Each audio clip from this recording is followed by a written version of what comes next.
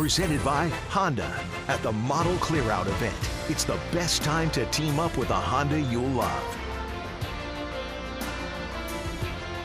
Welcome to Baltimore. We are at Oriole Park at Camden Yards, home of the Baltimore Orioles. Game 2 of this 3-game set against the Orioles. Blue Jays were shut out last night for the 8th time this season. They lost 7-0. They were out hit 11-7. They'll try to turn things around tonight. John Gibbons, a little bit different lineup tonight. He'll go with Lourdes Gurriel right at the top of the order. Gurriel in his last 14 games is hitting the ball very well all over the ballpark. You look at his average over those 14 games, .433 with 6 extra base hits. And then down in the 8th spot, the fellow Cuban, now playing third base tonight, Ledmus Diaz. He's got a 6-game hit streak. He's been swinging the bat great in the second half. His average at .258. That is the lineup that will face another day, another Major League debut. Josh Rogers will make his big league debut. There are the numbers in 24 starts in AAA. He was scheduled to start for Norfolk tonight. And Baltimore Orioles said, hey, hold on just a second. Let's bring him to the major leagues. Let's pitch him against the Blue Jays and see what we have. They got him from the New York Yankees, along with 2 other players for Zach Britton right at the trade deadline. He's pitched well for this organization in 5 starts for this organization. He's had an ERA of 2 and just 26 hits in 30 and a third innings. He's a strike thrower. Come right after you on that mound. He is the first left-handed starter for the Orioles this season. 133rd game. They have not had a left-hander pitch. Last left-hander to make a start for the Orioles, Wade Miley, back on September 29th at Tampa Bay last year. So Josh Rogers, part of that deal with the Yankees for Zach Britton, will make his major league debut. Lourdes Gurriel Jr., the leadoff man. Rogers has said, here's the first pitch of the game. Up and away for ball 1, and we are underway.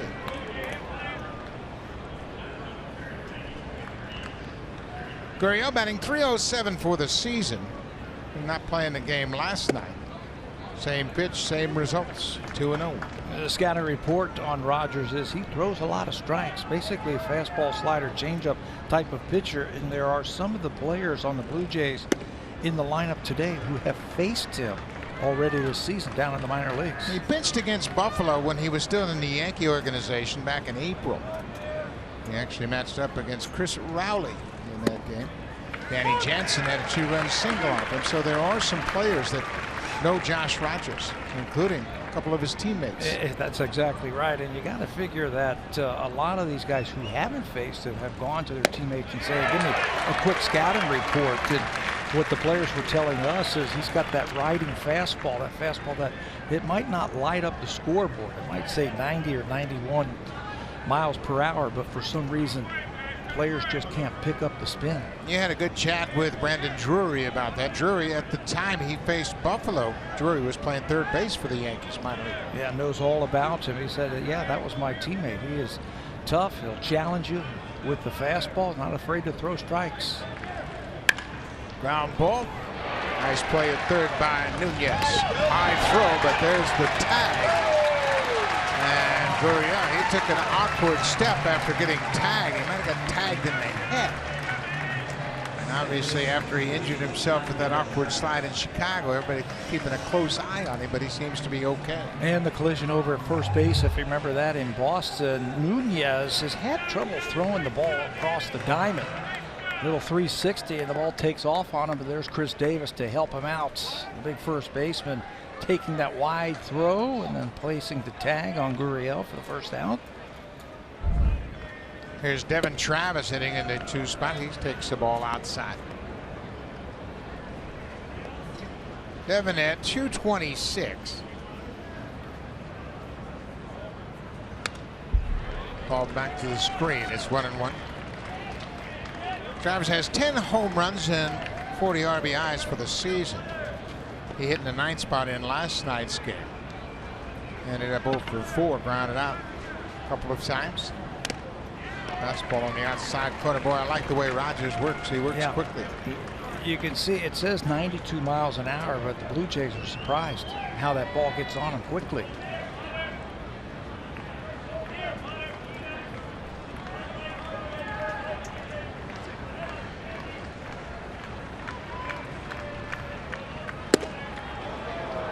upstairs. Borderline pitch called a ball.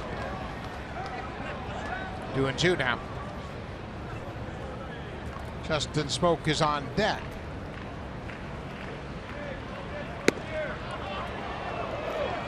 A couple of close calls. Rogers hasn't gotten either one of them. Just off the plate, that slider. Blue Jays can take a lot of pitches, I think, first time through. Taking a quick look at them for the first time. Travis hits a fly ball to left field. That's Craig Gentry out in left field. Take a look at the rest of the defense. Gentry in left field. Andrioli is in center. And Adam Jones is in right. And a newcomer at second base has played well for the Orioles. Yeah, the Orioles have used 8 different second basemen this season. And it looks like the job now belongs to Jonathan Villar after Jonathan Scope has been traded. They were traded for one another. He's a very flashy and very exciting young player at second base. Smoke goes after the first pitch and hits a high fly ball to right. As Rogers retires the side and order in his major league debut. Their score after a half inning here in muggy Baltimore.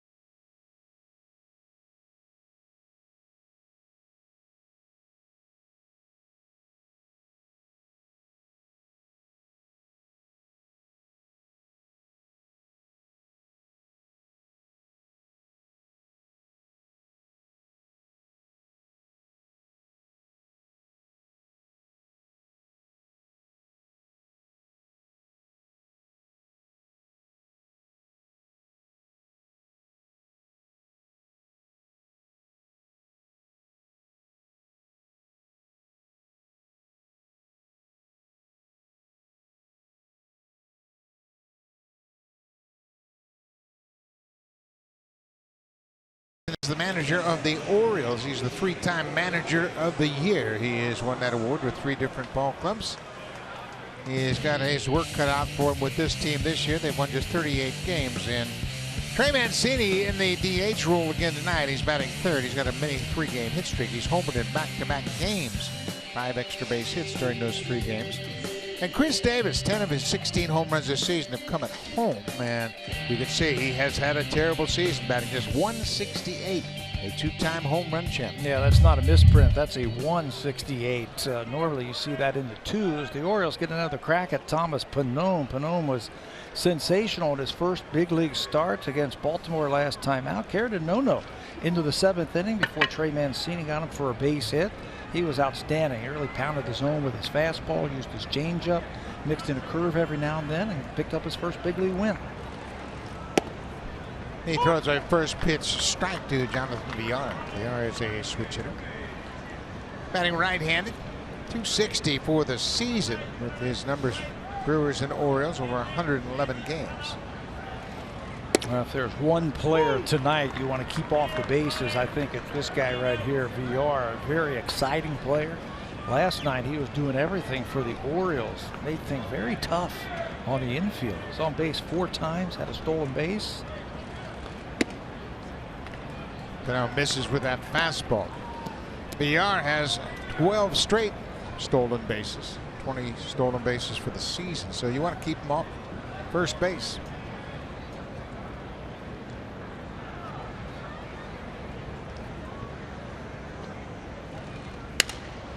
In the air, on the infield. Smoke's coming in from first. He calls for it. He makes the catch. One away.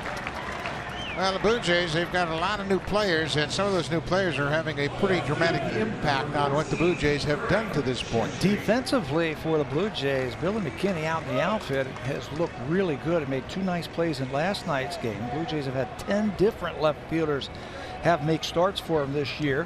This is just his 7th start in left field. And, you know, one thing about him, Tim Leeper was telling me today, is, you know, you tell him one thing and he can remember it, about where to play different players, how to shift against them, and where to play, and he can recall. He says he's just a baseball player, and he's looked good for the Blue Jays. Isn't that a nice phrase? He's a baseball player. He understands what his job is. Look how he's just kind of looking around, making sure where he knows where the wall is, where the other players are. There's a good changeup from Pannone. Yeah, a ball dropped in last night's game, and he came in and he apologized for the ball dropping in. He said, no, you don't need to apologize if the ball drops in. We have you positioned a certain way, and if the guy doesn't hit it there, that's not your fault. But that guy, he really cares. He made some really nice plays in last night's game. Ground ball. Tricky hop for Gurriel. He throws out Gentry, 2 away.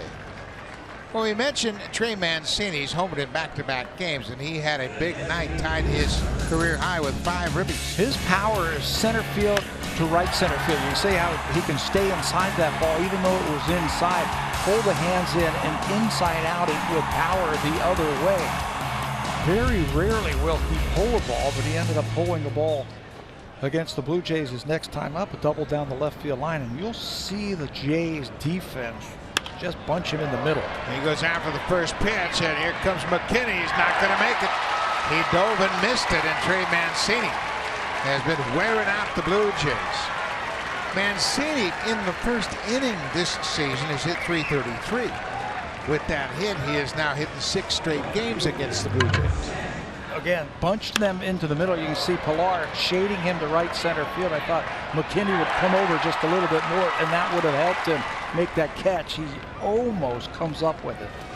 He needed another half a step, and he would have made a sensational catch. But it'll go for extra bases. Mancini has now hit in 12 of the 15 games they have played against the Blue Jays. He's a tough out for the Jays pitching staff. Pannone has to work with a man in scoring position with Adam Jones at the plate.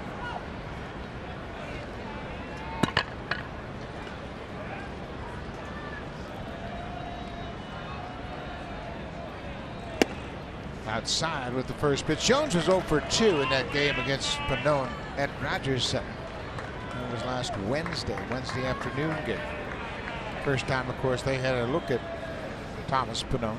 He was throwing strikes all afternoon long. He would get back into counts when he fell behind. He was able to finish off the Orioles in different ways. Use his fastball sometimes, started throwing the changeup a little bit more.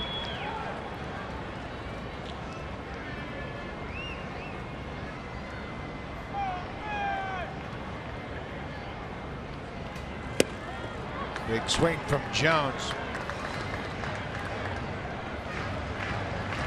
Adam Jones for the season hitting .278. His numbers are down. He's hit 13 home runs and driven in just 49 for the season.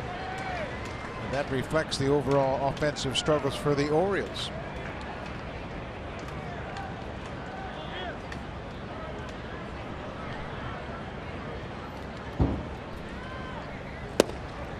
That's a good fastball. It says 89 miles an hour, but there's a little bit more to it. He hides the ball well. He's got a quick arm swing, and I think batters just have problems picking up that fastball at times.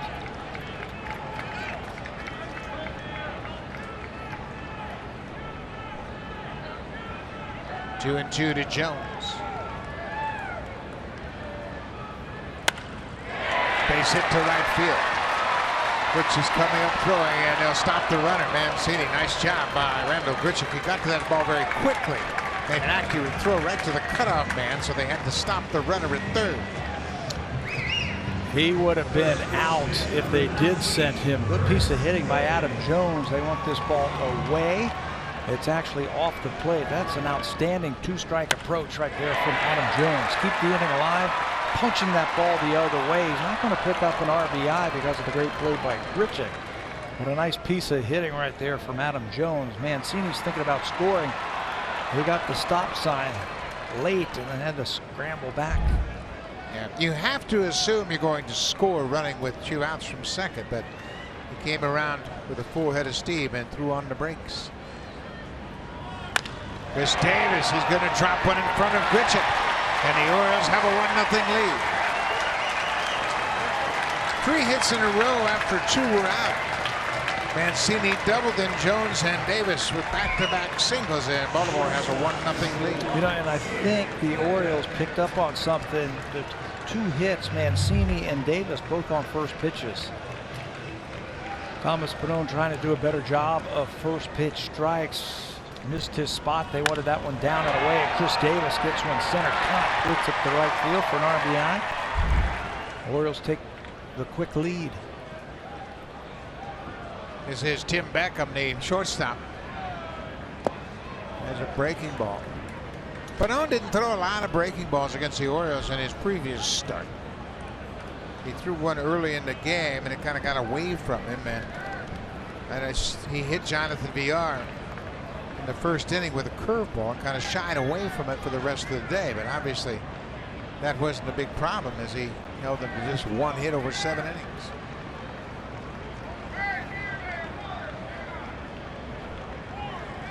They weren't hitting the fastball, they weren't hitting the changeup, but tonight it seems like they have a little bit better understanding of Thomas Pannone, so he might have to use that curveball a little bit more.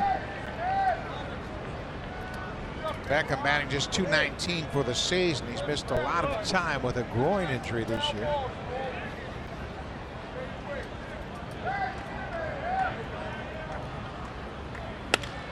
Ground ball. Gurriel will flip to Travis, who barehands it. That ends the inning.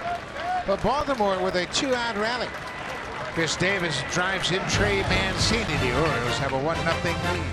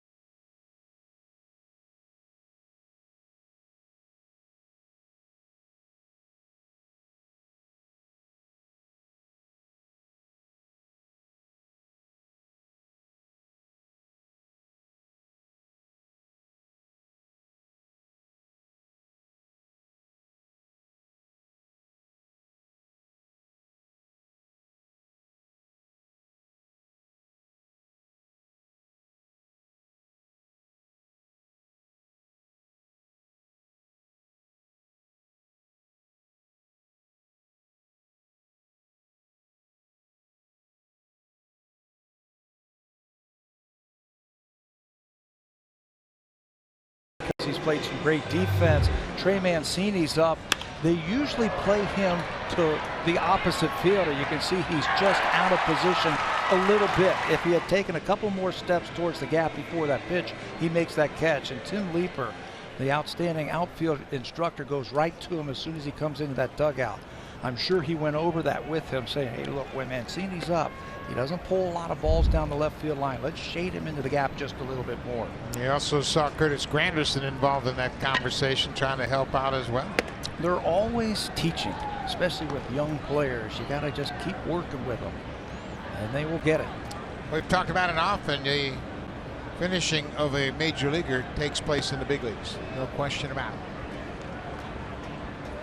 Randall Grichuk gave me a nice play to hold Mancini at third on that base hit by Jones. Fouled it straight back. The Blue Jays last night had several pitches to hit. They had fouled them back, and they had some opportunities to score some runs early in that game. They were 0 for 9 with runners in scoring position, and he stranded 9. Hot shot that beats the shift. 3 defenders on the left side of second base, and Grichuk beat it.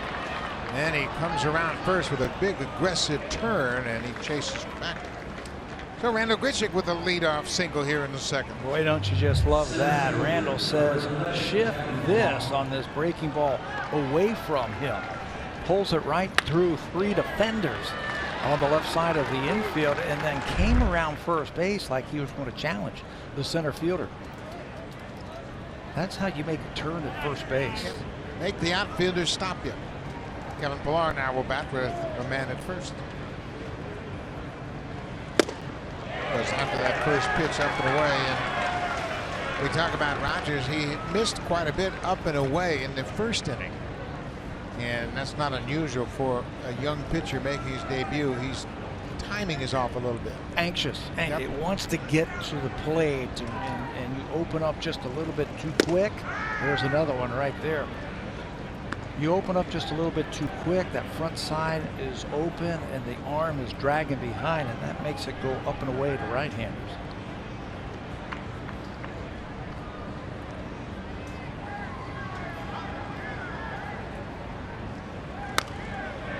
Same spot. Every one of those pitches up and away. He hasn't been able to get that ball down. Take a look at Rogers' numbers. In his minor league career, 68 games total, made 63 starts. He was with the Yankees until that trade on the 24th of July.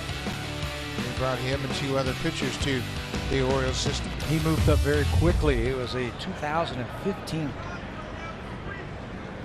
draft pick. There's a fastball inside. A 2015 draft pick and moved very quickly as a college player. Kevin Pillar had some words for the home plate umpire thinking that ball was inside. And it probably did look inside after those pitches up and away, up and away, up and away, and then you go down and in. But it looks like it got the plate. Mark Ripperger is the home plate umpire. Caleb Joseph really accentuated that pitch as he held it for the umpire to get a good look at it. 1 away.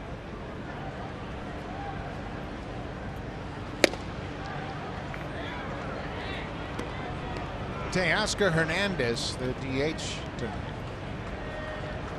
Teoscar did not play in the game last night. 239 for the season, but he's got 18 home runs.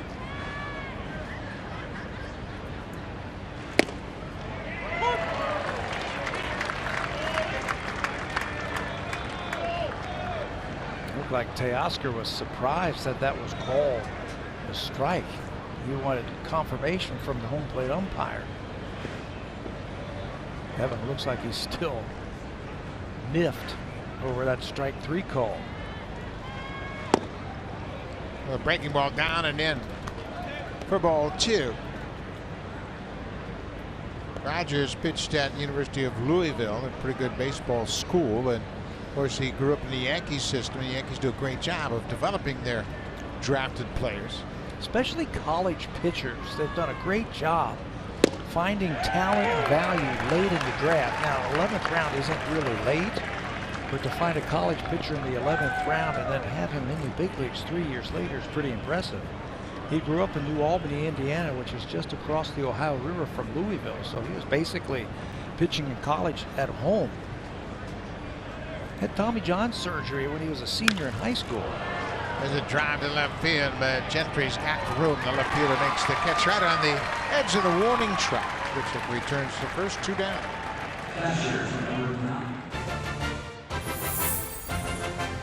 The 2018 Honda CR-V, where style and versatility come together.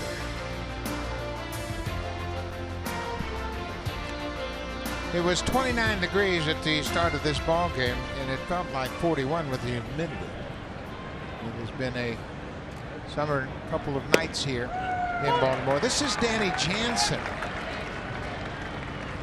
Jansen, I just found out he's been named the MVP of the Buffalo Bisons this year. Congratulations on that, Danny. The Bisons finished up their home schedule last night. Jansen hit .275 over 88 games for the AAA ball club and led the team with 58 RBIs. Hey, anything you can get offensively, I think, for a young catcher is a bonus. Can he handle the pitching staff? and run a game, and it looks like he can. There's a little flare to the second baseman, and VR makes a nice play. Jansen got jammed. VR stayed with it, took it on a hop, and threw to first to end the inning. Blue Jays will leave a base runner.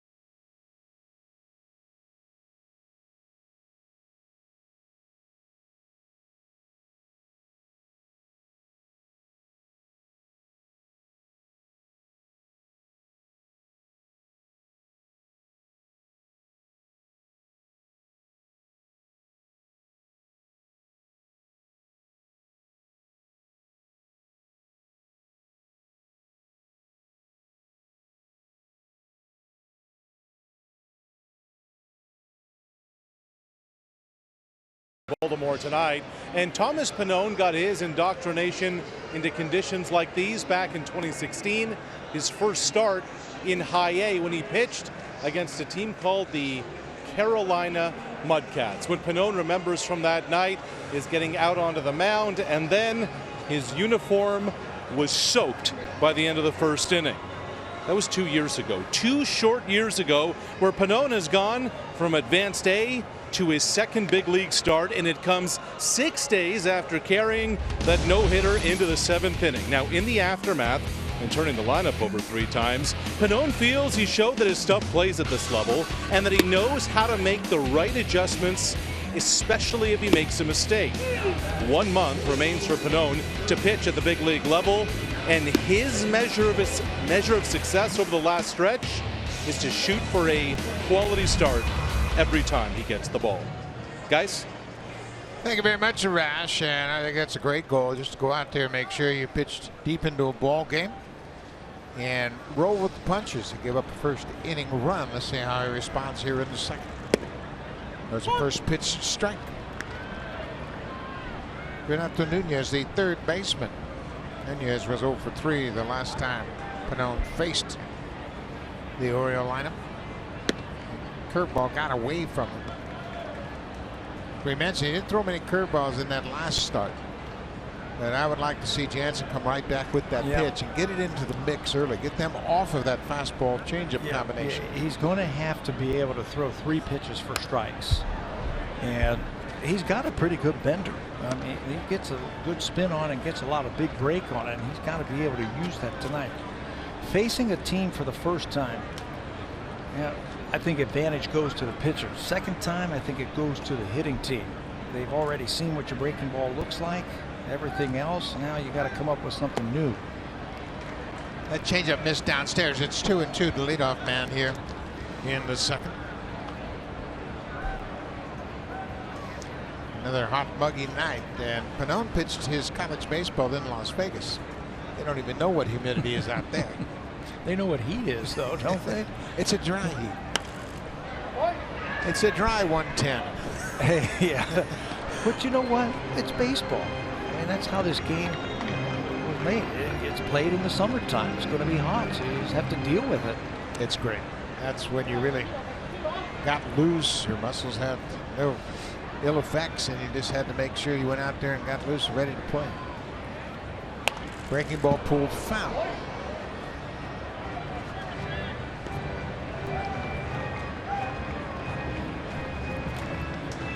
You know, if he can take that breaking ball, he's going to have to use it inside the righties, and maybe you can even backdoor it to some of these right-handed batters because it can spin and break so much. Maybe they'll give up on it. Another foul back to the screen.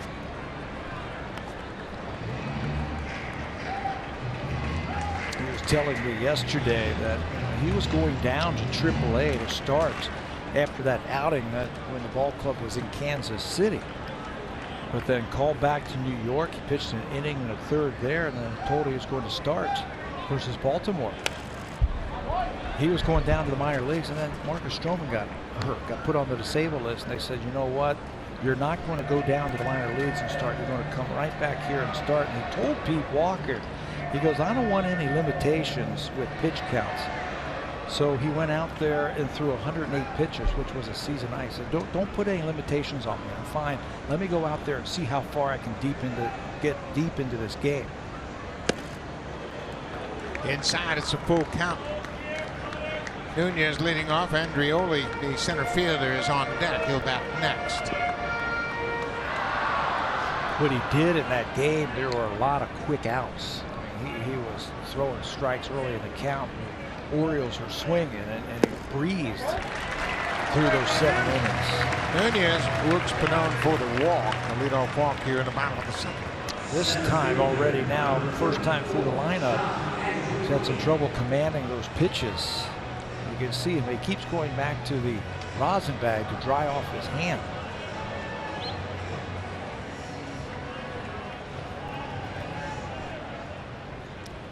This is John Andrioli. He was 0 for 2 against Pannone.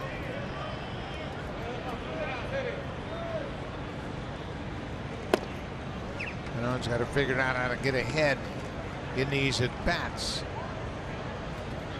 You can see he's already soaked through his uniform top.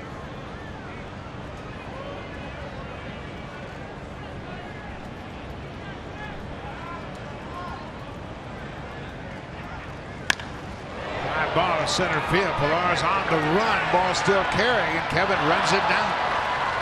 Right on the edge of the warning track. Pilar running full speed away from the infield. Makes a nice running catch. 400 feet away from home. You know, if the ball stays in the playing field, somehow Kevin Pilar is going to figure out a way to make a catch. He is shallow, and he is shading into right field. This ball is scorched into the deepest part of the ballpark, 410 feet away. But he never took his eyes off the ball. He knew he had it all the way. And that's where that warning track really comes in to help and to play for him. Knowing where he is in reference to the wall, runs it down. Tim Leeper says, I never have to worry about Kevin Pilar's positioning. He knows the league so well. I don't even have to look at him anymore. He knows where he needs to play to get outs. That's a great feeling for a coach. Focus on the corner outfielders and don't worry about the center. This is Caleb Joseph, the catcher, batting in the 9th spot. Joseph had a base hit in the game last night. He went 1 for 4. Blue Jays turned 1 double play last night. Joseph lays off that pitch down and in. It's 2-0. He was robbed a couple of times by Russell Martin over at third base last night. Russell looked really good over there. Took away a double from him on a ball to his backhand and then threw him out. Russell with the night off tonight. Joseph's in his 5th season with the Orioles. Another pitch down and in. It's 3-0. Joseph hitting .213 for the season. Leadoff man Jonathan VR sporting a new number tonight. Here's number 34 tonight. He has switched to number 2. Much more appropriate for a middle infielder. 3-0 pitch in there for a strike.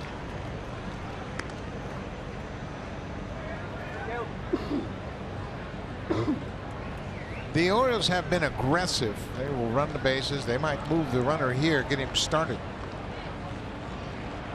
3-1. Not running. Fly ball to left field. Billy McKinney is right there. He makes the catch. 2 away. Much better coming back after that leadoff walk. Now strand him out there. Leave him standing out there. Put VR down. The Orioles snapped an 8-game losing streak with the win last night. It was just their 2nd win all season against the Blue Jays. They are now 2-12 against the Jays.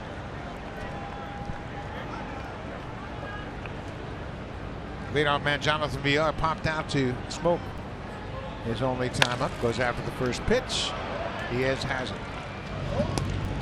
So the leadoff walk does not create any problems. The Orioles strand the base runner. Baltimore has a 1-0 lead after 2.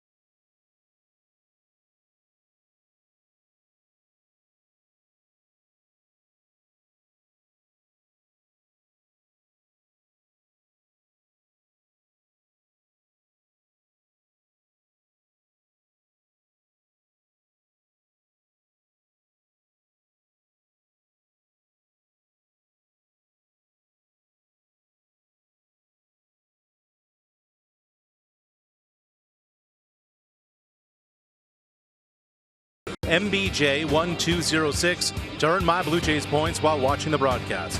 The entry box can be found on your My Blue Jays homepage, and the code must be entered by 4 a.m. If you're following the Buffalo Bisons tonight and are panicking because Vlad Jr. is not in the lineup, it's game 2 of a doubleheader. It was a planned rest situation for Vlad. Guys? Thanks for that update, Arash, as the Bisons are on the road to finish up their season. Ledmus Diaz goes after the first pitch. Gets it into the second deck.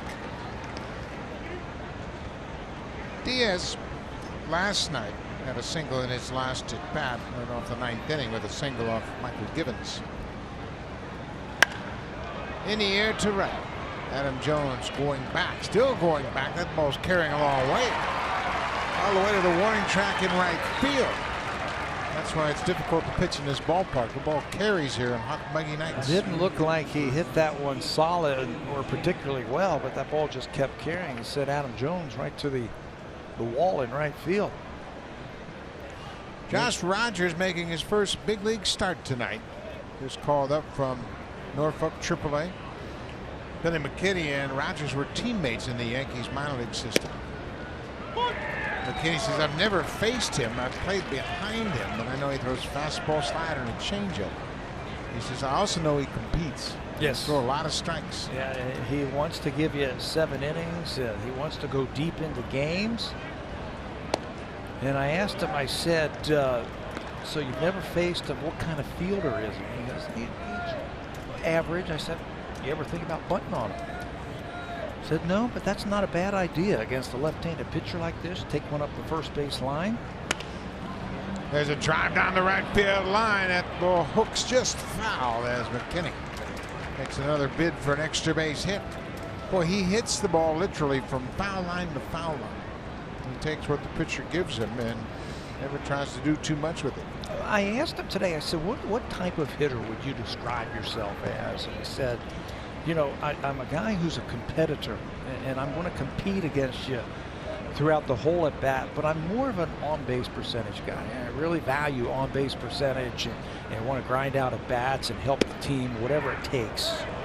Move a runner, hit a double, try to hit a home run, whatever it takes. But I want a good on-base percentage, and it looks like he's got that type of eye and that type of swing at the plate. Yeah, he's very selective, and he's got good strike zone awareness. 2-2 pitch off the end of the bat. Beckham at shortstop, fires across the diamond. He almost took too much time. That's another thing we see from Billy McKinney. Every single time he has a chance, he busts it out of the box. Well, he said he likes to compete, and he was competing on that ball off the end of the bat. He made that close over at first base. Infielders are going to take note of that off the end of the bat, and Beckham takes his time, couple crow hops, and really doesn't air it out over to first base. And McKinney, not taking anything for granted, puts his head down and just by a whisker is out at first base. Doesn't that look good? Oh boy, does it ever. That's the best 6-3 put out I've seen in a while. See a guy busted up the first base line, that never conceding anything. And Tim Beckham, he'll make a note of that. That puts a little more pressure on the infielders. And you know what else it'll do, Buck? It should wear off on some of his teammates. You would hope. That's how you run up the first base line on any ground ball. Make it difficult for those infielders. Fly ball to right field as Jones moves over toward the foul line and makes a running catch. 3 up, 3 down. The Blue Jays go in order, top of the third.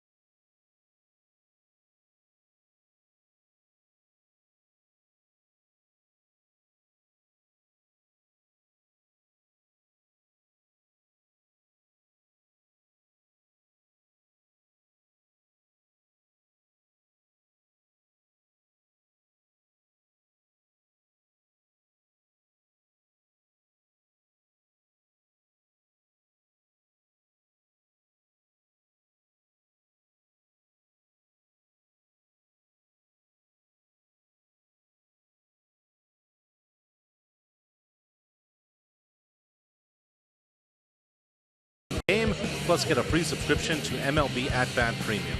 Blackout and other restrictions apply. Visit MLB.tv to take advantage of this special offer. And down the stretch, in that race in the NL East, you can watch Jose Bautista as a Philly. Joey Bats moved to Philadelphia with the Phillies 3.5 back of Atlanta. His first team of 3 in the division this year. Guys? Yeah, he's played for 3 different teams in that NL East this season. He is not in the Philly lineup tonight as that trade just went down this afternoon. But if you like pitching, how about that matchup tonight in Philadelphia? Max Scherzer against Aaron Nola. They had a matchup last week and Nola beat Scherzer 2-0. Wilber Herrera hit a 2-run home run on Max Scherzer. That was it. So now Jose has a chance to knock out the team that signed him at the beginning of this season. Chasing the Braves, that's for sure. How about that? 1-0. The Orioles lead it as they bat in the bottom of the third. Number 2 hitter is Craig Gentry. He has a 2-0 count against Pannone. There's a drive to left field. Billy McKinney coming in a couple of steps. 1 away.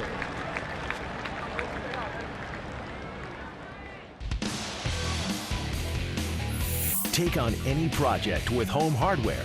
Proud partner of the Toronto Blue Jays. Here's how. Beautiful Oriole Park at Camden Yards, one of the great ballparks in baseball. And right now, of course, the Orioles are going through a tough stretch. There's 38 wins in the season. Trey Mancini's not had a tough stretch, especially against the Blue Jays. He's hit in 6 straight games against the Jays. He doubled and scored in the first. Fly ball to center. Millar now going back. That ball's carrying great tonight, and he jumps and misses it.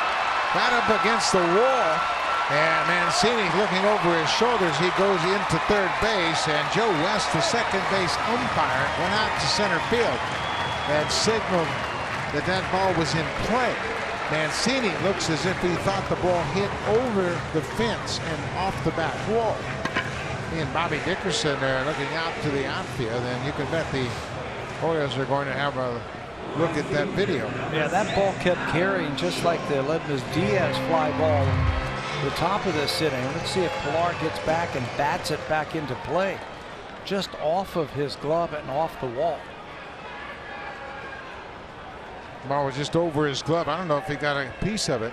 Reaches for it, and the ball hit right off the top of the fence and back in play for Mancini. It's his first triple of the season, and Blue Jays are going to have to go back to the drawing board, come up with a new scouting report for Trey Mancini. He has doubled and now tripled. Infield is drawn in with Adam Jones at the plate. Jones had a single to right field his first time up. Boy, that's the kind of swing you want with a man at third and 1 out. Pitch was up, might have been a ball, but it's a ball you can hit to the outfield. Everything doesn't have to be perfect, and he said, I've got to get a ball up and get it to the outfield to drive home Mancini. I like that approach. You see how he cut his swing down too. It wasn't a wild, I got to swing as hard as I can to hit a fly ball. It was a controlled swing on a high pitch.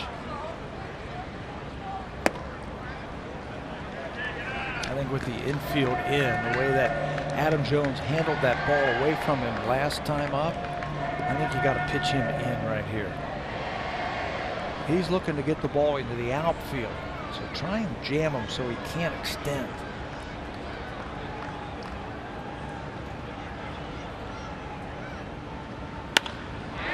Line drive to center, and that's going to get down in front of Pilar. He's able to block it. Here comes Mancini in to score. Adam Jones with an RBI single, 2-0 Baltimore. Kevin Pilar got a good jump, and a good job. Once that ball hit in front of him, he was able to keep it from going past him. Mancini scores for the second time tonight. You know, Buck, that is a veteran type of hitter who handles the bat with a runner at third base. Look at it, not a long swing, a short swing to put the ball in contact. I mean, we have seen Adam Jones on 2-0 pitchers really unleash, but that's a controlled swing. Get the ball in the outfield. He's done it hundreds of times in his career.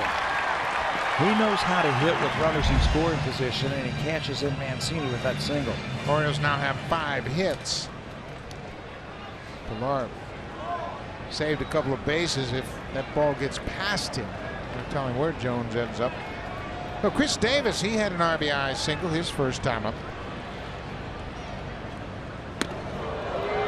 Mancini, Jones, and Davis have all 5 hits for the Orioles.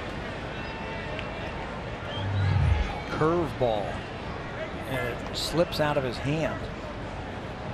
I think that was the message from Pete Walker Yes. when he went to mound. Hey, fellas, we got to use something other than those fastballs and changeups.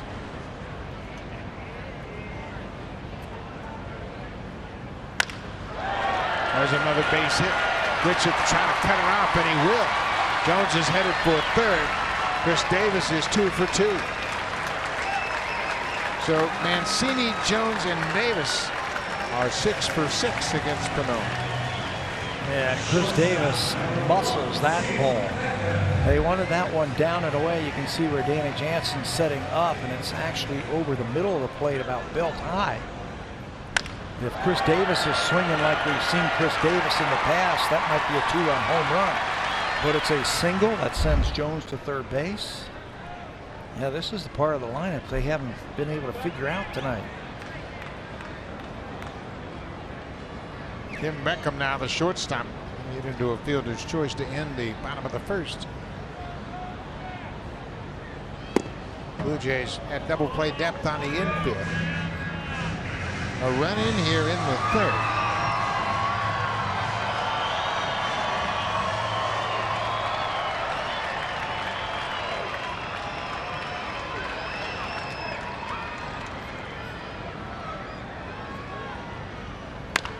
There's a fly ball deep to left field. But getting back, this ball is going to go. Tim Beckham, his 9th home run is a 3-run shot for the Orioles. And they have jumped on Thomas Pannone early.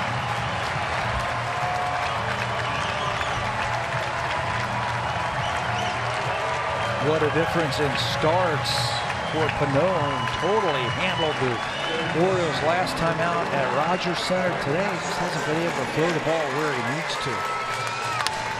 Beckham with home run number 9. That really was a no-doubter to left field. 4 runs in this inning. Here's another look at the swing, and you can see he's trying to go away, missed all the way across the plate inside.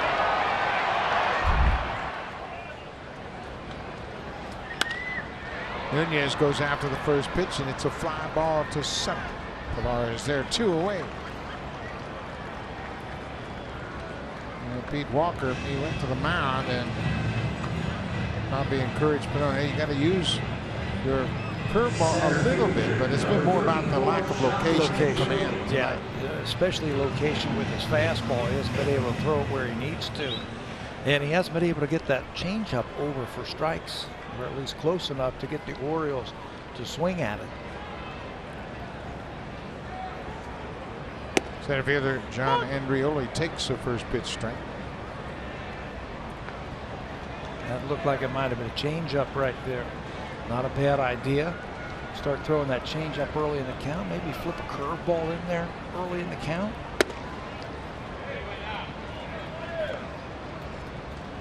Like a pretty good pitch. It's called the ball. 1-1 now. The Blue Jays have lost 5 straight road games, and they trail 5-0 here early in this one. High fly ball into the outfield. Pilar calls for it, makes the catch. The inning is over, but a big inning for the Orioles. Trey Mancini hit a triple, and then Tim Beckham with 2 aboard goes deep. His 9th home run, part of a 4-run inning for the Orioles.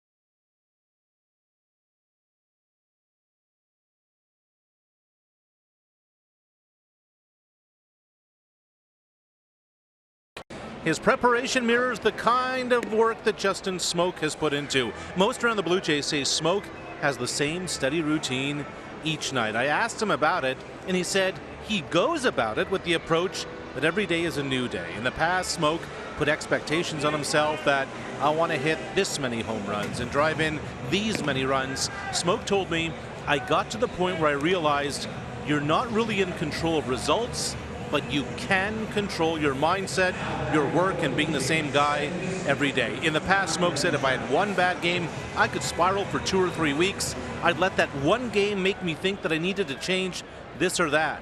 Now, so often athletes talk about controlling what they can control, and for Smoak, it's mindset, which bleeds into preparation. Guys? Yeah, and you play so many games, you just have to control your preparation and your mindset every single day. I mean, if you go up and down with your results, you'll drive yourself nuts. But a lot of players do that, especially early in their career. Putting goals on yourself. You can't do that. You know what else you can't do? You can't look at the scoreboard. Let's say you're not hitting well, or even if you're hitting well and you see your average up there, and then your mind starts playing games with you. Oh, I got to get a hit here to keep my average up, or I need to get 3 hits, or got to try and hit a 6-run home run. Just go out there. And Smokey's finally figured it out every day and just contributed your 4 at-bats. Have 4 good at-bats. Devin Travis with a good at-bat. Gets that high fastball and takes it right back up the middle for a leadoff single. Blue Jays got some work to do. They trail by 5. They were shut out last night on just 7 hits. here is Justin Smoke. Smoke began his career with the Texas Rangers. In fact, he and Chris Davis were teammates in 2010. Chris Davis now the Orioles first baseman.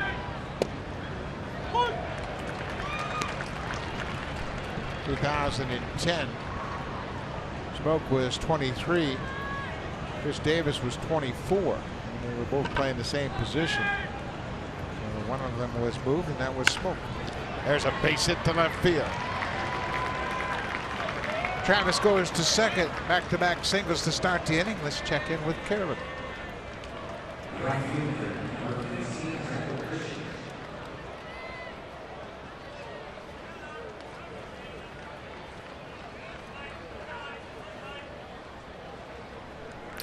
Yeah, Jose has been gaining ground in the standings with all these moves, and now he's there with Philadelphia with a chance to get to the postseason once again. All in the National League East, all three of those teams that he has played for. The last player to play for three different teams in the same division in the same year, Kelly Johnson. Popped up over near the seats. Davis will give it a look. That ball was a lot closer to being played. Davis never got over there. It hit on the screen, and these screens now are extending beyond the dugout. But I think that ball was a little bit more in play than he thought. Yeah, it looked like it was going to be about 3 or 4 rows deep, and it just came back and hit those screens. He might have had a play on that ball. Take advantage of it now, Randall.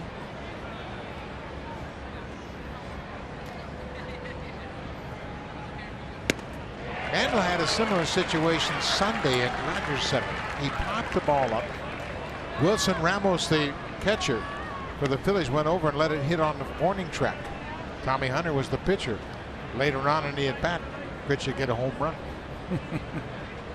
That's how you take advantage of the mistakes. This one is deep, but it's going to be well foul down the left field line. Yeah, Ramos kind of sauntered over towards the screen and didn't expect it was going to be playable, but it hit on the warning track. And because it wasn't caught, Grichuk had another chance and hit a home run. That was in the 8th inning, and Tommy Hunter, the pitcher, he couldn't have been too happy about that. 0-2 pitch. Fly ball to right. Jones giving chase over near the foul line. He'll get there, makes the catch. Travis tags at second. He slides in ahead of the throw at third. He moves up. Jones did a good job of getting to that ball right in foul territory. And Travis went back to tag up early. And moves up 90 feet. I think Adam Jones is going to like playing right field. He's a Gold Glove center fielder who has now moved over to right field. He played that one like a 10-year vet. Made it very close over at third base.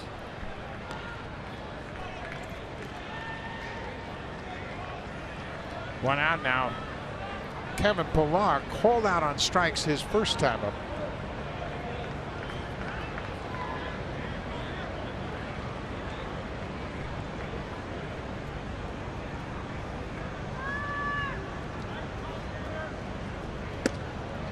Outside for ball one. They worked Pillar away throughout the entire at bat, and then threw one pitch inside. It was called strike 3. Kind of surprised him that they came inside, but they did it very effectively. As a hitter, there's another pop-up. This one's definitely going to go out of play. But as a hitter, when you see everything up and away, like Kevin did 3 straight times, and got the 2 strikes, and then they pound you in, you have a feel. You start expanding the strike zone. You start looking away. Start subconsciously leaning out over the plate, so anything on the inside part of the plate feels like it's too far inside. They're doing the same thing here. Get that ball inside. 1-2 now. Josh Rogers making his first big league start. He's got a veteran behind the plate in Caleb Joseph. Joseph in his 5th season with the Orioles, so he will certainly be a good influence for the young pitcher. Trying to get Pillar to chase that high fastball. Travis singled to start the inning, and Smoke had a single behind it. Pitch had flied out to right field, and Travis moved over to third.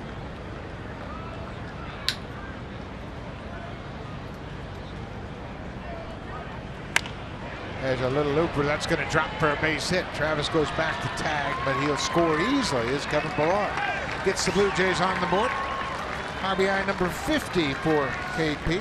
He was sitting all over that slider. He was waiting for that pitch, and the Orioles obliged and threw the slider. He took the previous pitch, the fastball, inside, and it almost hit him. You could tell he was looking for something off speed. He gets it. Singles into center field. Blue Jays are on the board. First and second, one out. Oscar Hernandez. He hit a ball sharply to left field his first time up.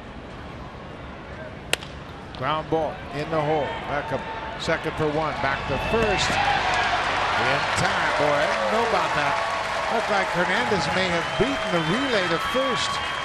Tim Laper indicating he thought Hernandez had beat the play. The umpire's going to hold the Orioles on the field for a while and see if the Blue Jays want to challenge it. Hernandez hustling down the line. There's the stretch. He is on the bag. What do you think? I think the Blue Jays are going to take a look at it. I agree with you. I think they should. And now they're going to have a look. Joe West is a crew chief. He's at second base, so he will come in and put the headset on along with the first base umpire. Doug Eddings at first made the call. Watch the foot of Hernandez. You know, it's Tough hard to to see tell where the foot yeah, is behind Chris Davis there. That one shot we had from center field really didn't show that definitively that he was on the base. So there's foot's in the air. Yeah, there's got to be evidence that he clearly was on the base before the ball touched the leather of the glove of Davis. If they can't find that, the call is going to stand. Blue Jays have to challenge to keep this inning going. Peckham did a good job of going after that ball in the hole and giving VR a good feed. It was bang bang at first. The ruling on the field is that Hernandez is out, an inning-ending double play. Chris Davis with a good stretch, and now they're looking at it in New York. Here's another look. And is there definitive information there that tells you? Safe. They overturn it. Overturned the call. The Blue Jays will win it. So that'll keep the inning alive. Hernandez beat the relay.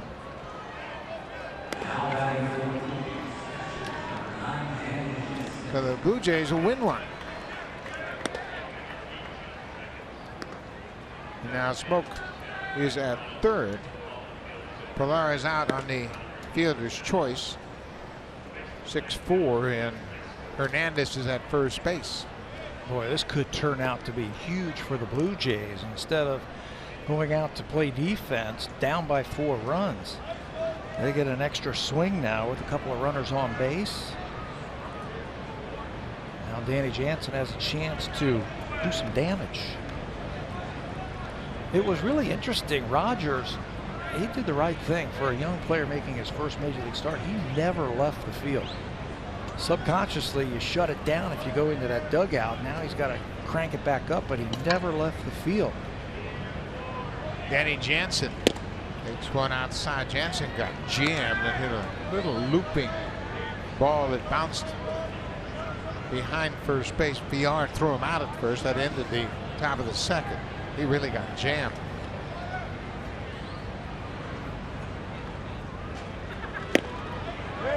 Changeup. 2-0.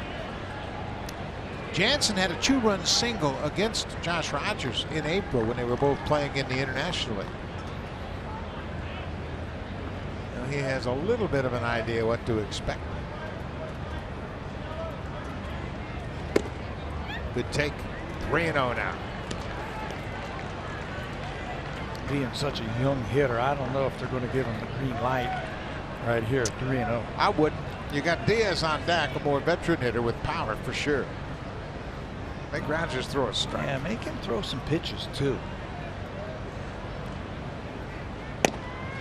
He was taken all the way.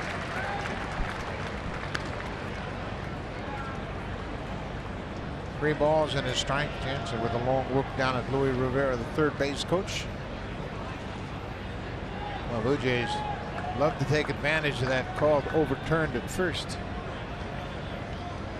Ball four. That'll load the bases. It looked like the Blue Jays were finished with the double play, but the video review overturned the call, and now they have life. Yeah, and a good idea for Caleb Joseph, the catcher, to go out and talk to his young star. Trying to crank it back up again. He's probably just reminding him, hey, look, Melendez Diaz loves that first pitch fastball. Let's get ahead of with maybe a breaking ball or something. Let's get back into the zone here. You were out of this inning, now you got to crank it back up mentally. So he's going out there just reminding him what they want to do. Try to get through this inning. You see, Joseph was doing all the talking. He said, just trust me now, we'll get through this. This guy's a very good first ball fastball hitter. Make a pitch on the first pitch. Diaz flied out to right field, his only time up. Bases loaded. Blue Jays can get right back in this game. A run in here in the top of the fourth. Fastball, but off the plate inside. He didn't hit that ball, at least it didn't look like it initially. But he sent the right fielder Jones to the wall in right field. Now he's got a chance to drive in multiple runs. Well, he had a good cut at that breaking ball. Blue Jays have hit 6 grand slams this season. Josh Donaldson has hit a grand slam for the Blue Jays. Granderson's hit 2. Smoke, Solarte, and Travis, all with grand slam homers. Hitting with the bases loaded, it's all about confidence. Telling yourself the pressure's on that pitcher. He's got to come to me. You start thinking about results and, you know, gosh, I got to get these runs in, all that kind of stuff. Those are negative thoughts. You got to think positive. And the pressure's on him. He's got to come to you. Don't try and do too much. 1 ball, 2 strikes, 2 away. Diaz has had a couple of good pitches to hit in this at-bat.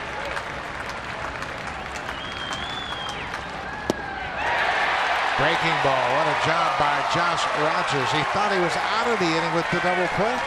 Had to face 2 more batters, but strikes out Diaz to strand the bases loaded.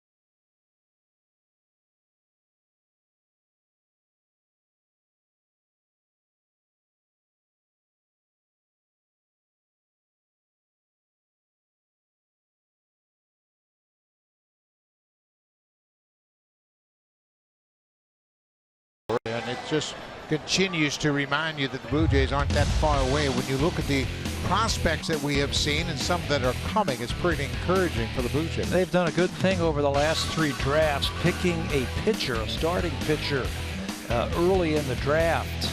Nate Pearson was a high draft pick last year. TJ Zoik was a #1 pick. He's only 23 years old, Double-A, really pitching well.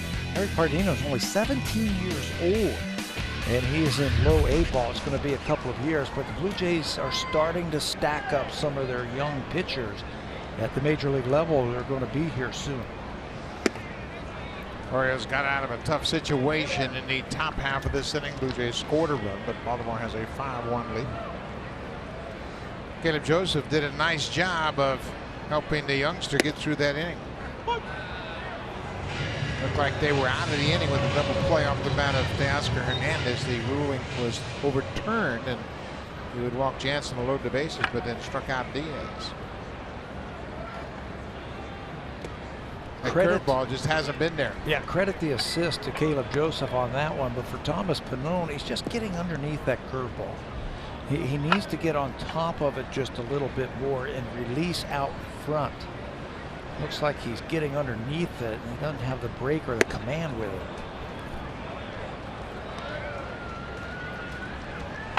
Did not throw a whole lot of curveballs in that last start against the Orioles. And I think they know that, and they're looking for fastball changeup right now.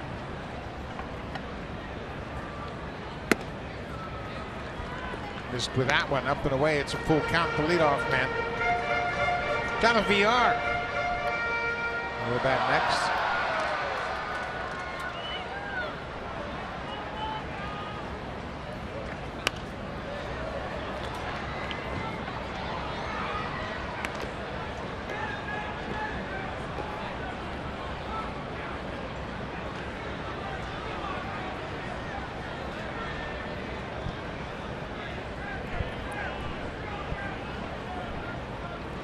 Full count. We mentioned the Blue Jays have lost 5 consecutive road games, and during those 5 road games, the starters for the Jays have gone 0-4 with a 12.32 earned run average. They have had to dig out of some deep holes early in the ball game, and they have another deep hole to work with tonight. They trail 5-1.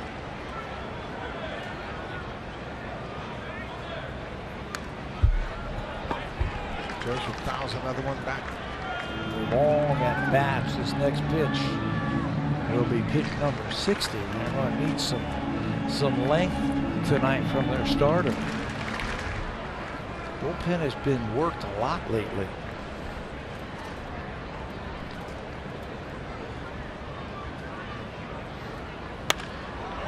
Fly ball to right. Bitchick backing up a few steps.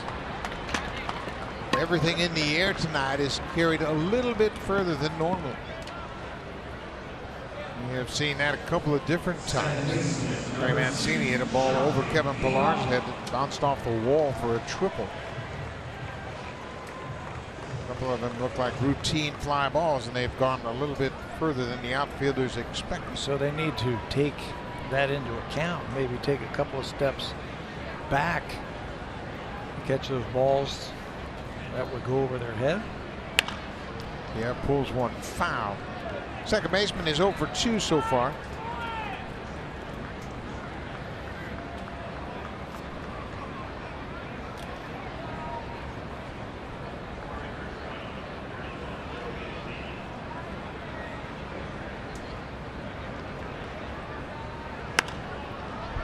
This is popped up and going to be into the seats.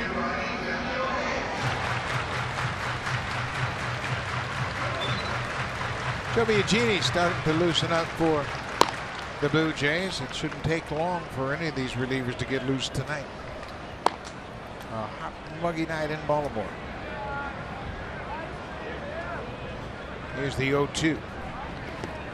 The curveball just hasn't had any effect at all. Yeah, well, Danny Jansen wanted that ball down. And he said, go ahead and bounce it off the plate. I am going to block this one. Don't worry about it. But he couldn't control it. It was so bad in front of home plate. VR just didn't even offer at it. But he wanted that thing down. Now he wants the fastball up. Ripped into left field. That'll be a base hit for VR. You know, it's got to be such a hopeless feeling when you're out on that mound and you can't control where you're throwing the pitches. It's going to bring Pete Walker back out to talk to his young starter. They wanted breaking ball off the plate. He bounced it in front of the plate. Then they wanted the fastball elevated, and he threw it right down the middle. That's a bad feeling when you can't execute what you're trying to do. Watch Danny Jansen here saying, look, I got 2 strikes. Trust me, throw it right there. I'm going to block it. Don't worry about it. But he bounces it in front of the home plate. And VR said, you know, I'm not even going to offer it that one. And he says, okay, give it to me up here. Maybe we'll get VR to chase at it. Look where the glove is and where the ball ends up. And that's what I mean about not being able to execute your pitches. It's got to be a bad feeling. Yeah, and it's a helpless feeling because you know if you can locate your pitches, you can have success, but he's missing his target. Craig Gentry, the left fielder, 0 for 2. VR's a threat to run. There he goes. He got a good jump. Throw from Jansen is low and late. 13 straight stolen bases for Jonathan VR. That's his 21st of the season. Yeah, and he didn't even go on first movement. He saw something in Panone's move towards home. He was able to wait. Now he knows he's going to home, and he steals it really easily. 62 stolen bases just a couple of seasons ago when he was with Milwaukee Brewers, and keep him close at second base. He is not afraid to try and steal third base also.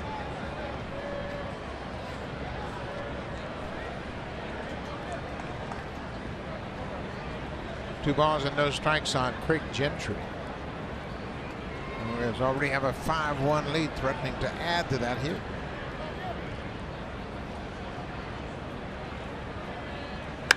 Fly ball, left field, hit well. This one is going to go.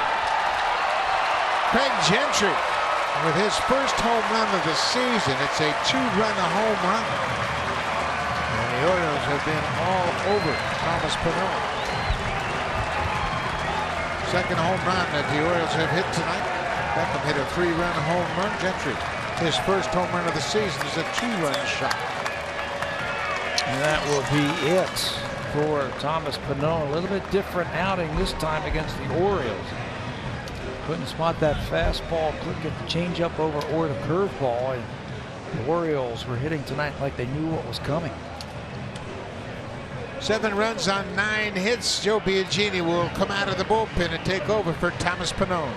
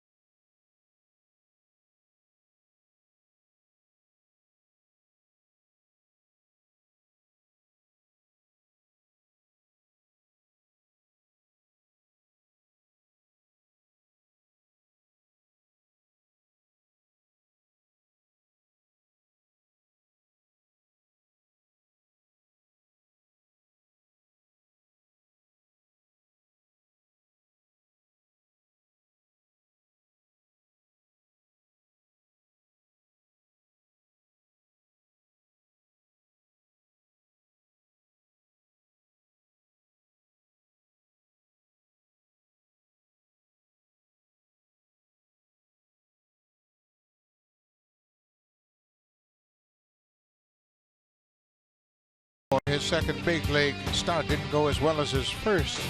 They both came against the Orioles, and the Orioles made a dramatic adjustment tonight. A little growing pains for a young starting pitcher. He was in control last time, 7 innings. This time he could only make it through 3 1/3 innings. And again, he just didn't have the command with all the pitches that he needed to, and the Orioles made him pay tonight, so his night is over. Joe Biagini back out on the mound for the Blue Jays. There are his numbers in 41 games this year. Joe last worked on Sunday in that game against the Phillies, an inning and 2/3 for Biagini. So Joe's job now is, let's get deep into this game as far as you can as a long man coming out of that bullpen. Maybe finish this inning and 2 more. Try to save some of those innings for the bullpen. Trey Mancini had a good start to his night. He has doubled and tripled, scored a pair of runs. Biagini delivers the first pitch strike.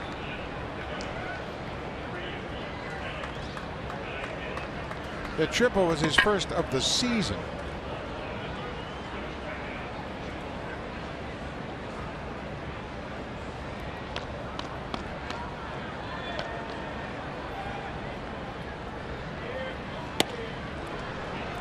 Good sinker down and in. That really tied up Mancini. Numbers against the Blue Jays have been impressive this year for Mancini. 19 for 57. He's hit for the cycle against the Blue Jays. Look at all those extra base hits for Trey. Bunching him in the outfield. That's where his power is, the other way. And cutter Diaz makes a nice play on the high chopper to third. 1 away. 2 away, excuse me. Go back and look at the Gentry home run. Pitch out over the plate, and there's the exit velocity. His first home run of the season, no doubt about halfway up the grandstand at left field for Gentry. See, that's what you can do as a hitter. Yes, that young man's got himself a baseball. As a hitter, when you know that pitcher can't get his breaking ball over, you can just wait for that fastball, sit on it, and that's what Gentry did. That was a great shot of that youngster getting a souvenir on a home run ball. Totally unexpected. This is Adam Jones. He's 2 for 2.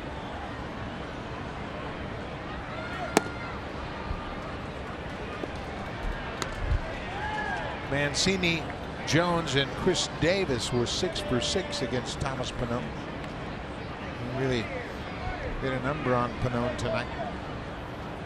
They also combined to score 4 runs. 1-0 to Jones. Off the end of the mat through the left side for a base hit. Jones is 3 for 3. Looked like it might have been the cutter from Joe Biagini. It's a good pitch, but it's just elevated. If this ball's down, it's going to make Adam Jones reach for the ball. But because it was up, it was a high cutter, he was able to yank that ball through the left side of the infield. Out of the reach of Gurriel.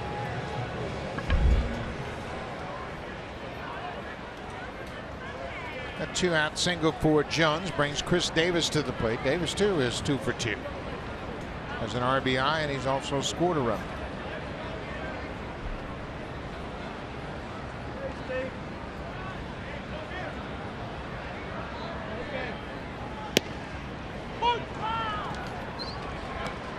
Joe, go ahead. Excuse me, Buck. Joe has had success against the Orioles, especially here in this ballpark. Remember, he started a game here against the Orioles and actually had 10 strikeouts against Baltimore. And it's a fastball hitting team, and if you can throw that cutter or that curveball and throw it for strikes, you'll get your share of swings and misses.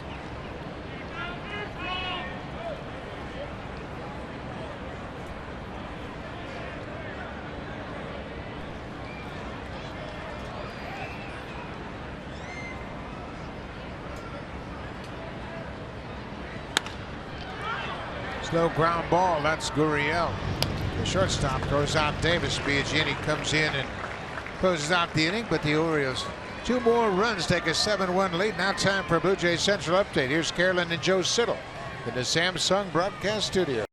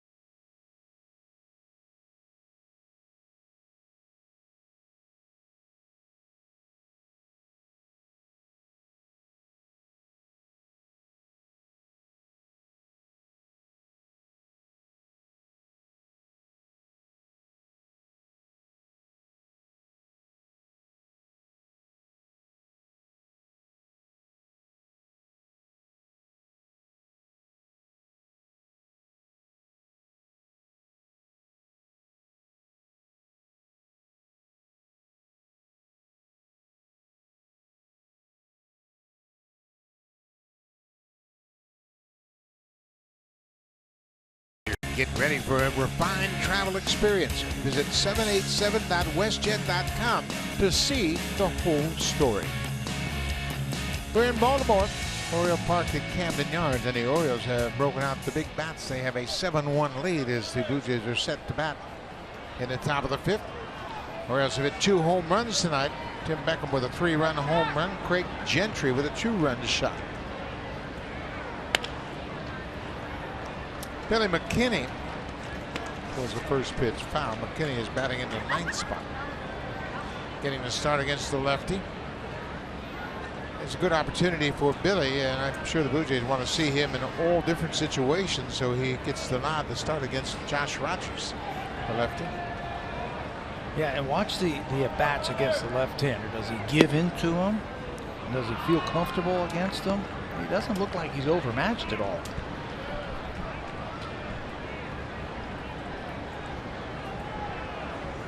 Rick Jacoby, the hitting coach, keeping a close eye on McKinney, trying to learn as much about him as he can. You know, that's the one thing that I think gets overlooked as far as hitting coaches. They want to see what hitters are doing when they're going well.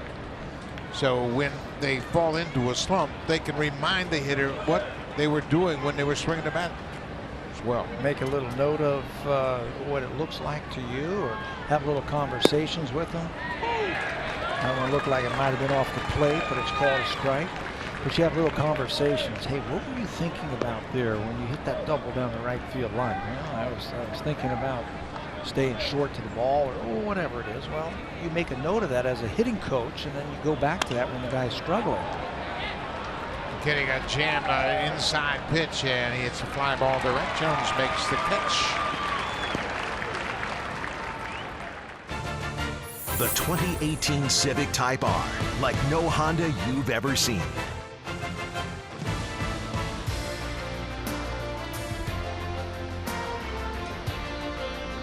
Right outside Oriole Park at Camden Yard, the transit system can drop you off right here at the ballpark. All around the Baltimore area. Lourdes Gurriel Jr. is batting in the leadoff spot tonight. He's 0 for 2 so far. Average down to 303. He's got a hit now. Takes it right back up the middle. Clean single to center.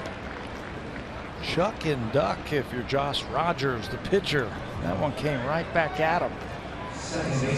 Gurriel, you need to put him at the top of the lineup and get as many at-bats as he can. As you see Rogers duck out of the way of that line drive right back at him. You need Gurriel to get as many at-bats as he can. He missed some valuable time with the injuries that he had after that great streak he had when he got injured in Chicago, so he needs to catch up. Playing in just his 42nd game of the season. Came into this game with 153 at-bats, so you'd like to get him as many at-bats as possible. That's from right. Here to the end of the season. Experience and just play every day somewhere. You know, you can play him at third, you can play him at short, second. DH him if you have to, anything just so he can get his at-bats.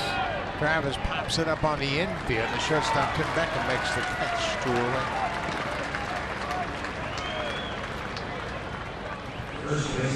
Josh Rogers in his first big league game has been staked to a comfortable lead. He doesn't look out of place. He was part of the trade that sent Zach Britton to the Yankees. It took place on the 24th of July.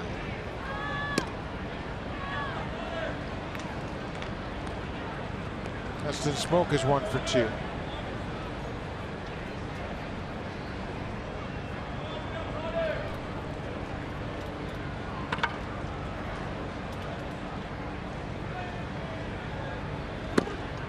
Rogers is the first left-handed starter for the Orioles all season long.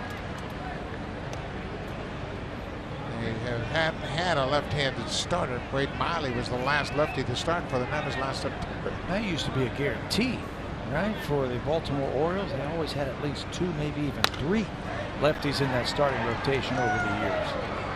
Go back to their heyday in the early 70s. Mike Cuellar and Dave McNally were 2 of the best left-handers in the league, and then they had like Mike Flanagan and Scott McGregor. Just fill them up. Guys who would compete and would win.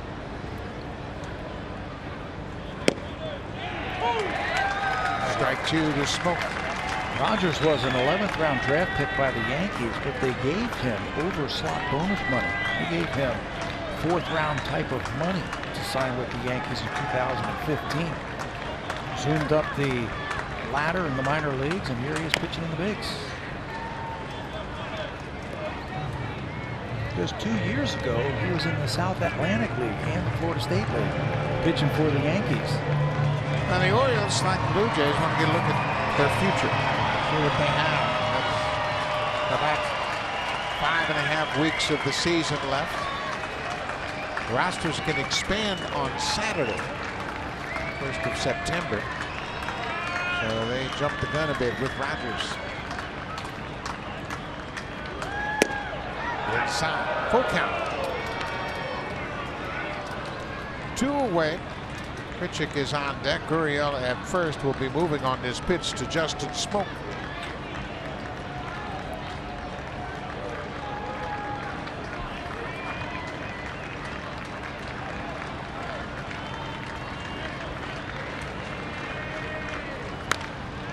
Foul back over the screen. You know, we heard a scouting report about Josh Rogers, and everybody told us his velocity will be 90, maybe 91, but it looks quicker to the hitters. And now I think that's played out. Yeah, it plays up a little bit to these hitters, and they're a little bit surprised by the fastball.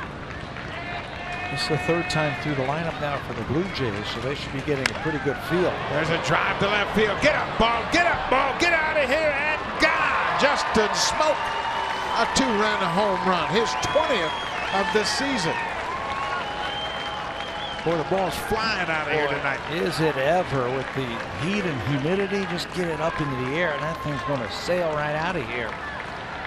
Smoke was beat by a fastball the previous pitch, just was able to foul it off, got jammed just a little bit, and then got that one out over the plate and gave it a ride.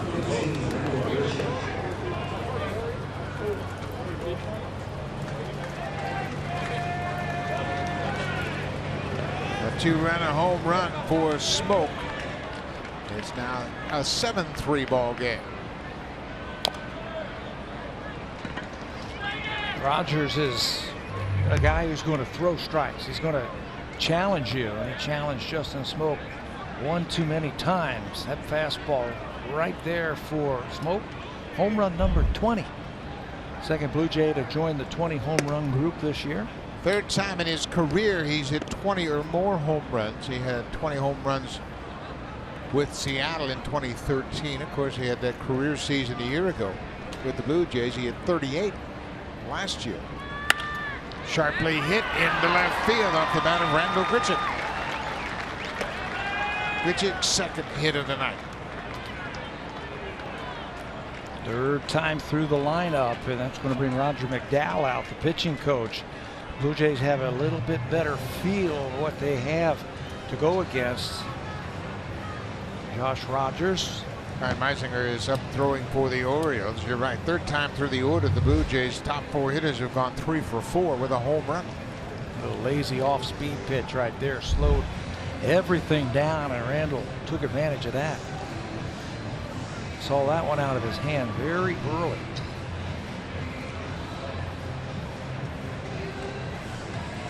Smoke had 19 home runs for the Mariners in 2012. As we mentioned, that home run was his 20th of the season. 3rd time he's hit 20 or more home runs in a season. This is his 9th year in the big leagues.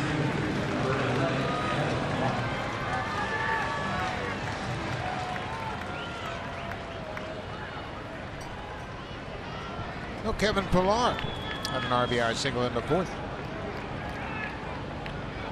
Blue Jays trying to get back in this game here in the 5th inning.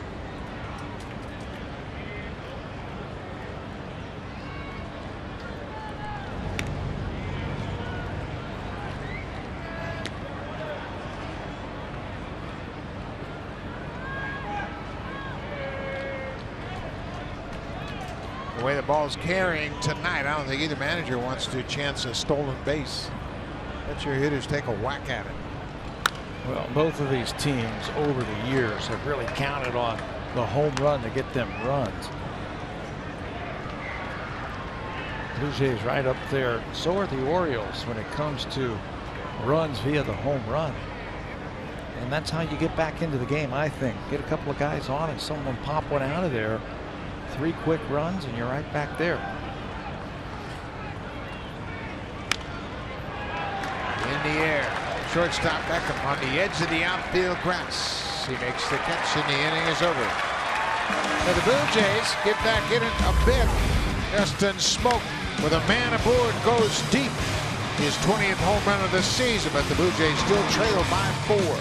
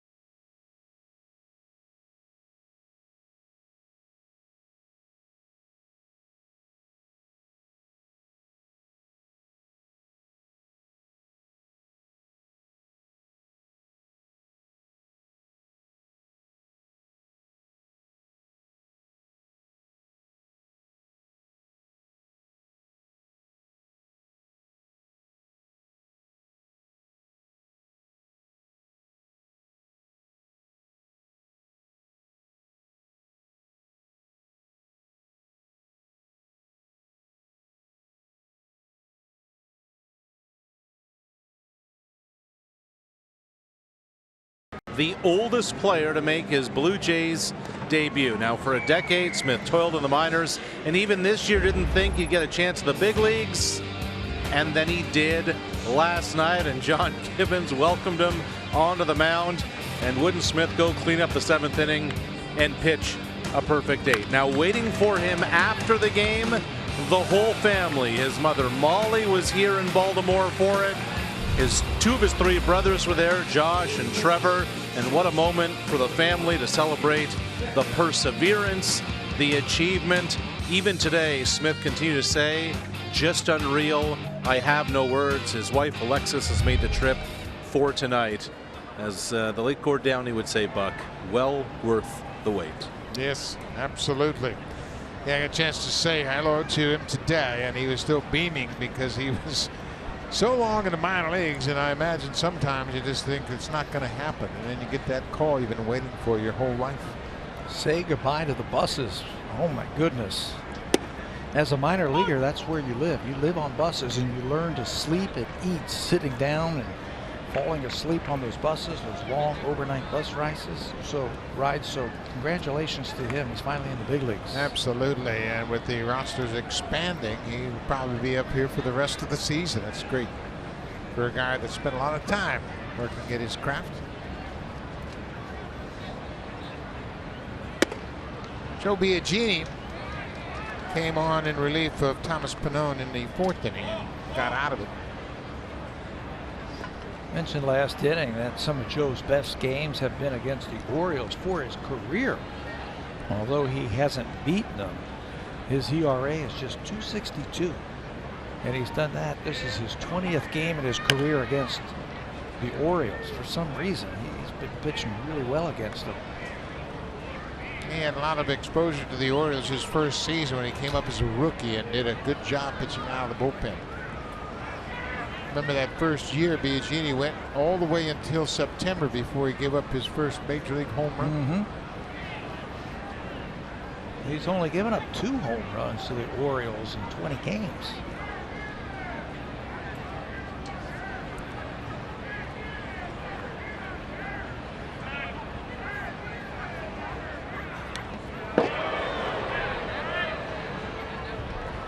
Beckham got hit by that pitch, and boy, we see this a lot because of the way the hitters go after the pitches.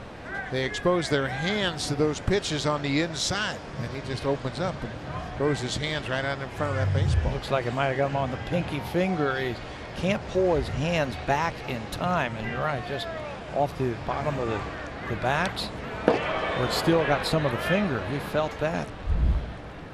But he goes to swing and can't pull his hands back into protection area. Yeah, and that's just the way hitters have taught how to hit now, because they're always thinking about swinging. There used to be the thought that you took your hands back, and when you did that, that caused you to tuck your shoulder, and then you exposed a big part of your bat to the baseball, not your hands. So back comes aboard. Renato Nunez, the third baseman. Biagini pours that fastball in there for a strike.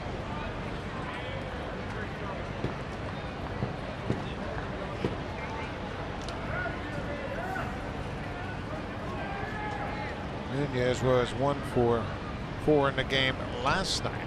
0 for 1 so far tonight.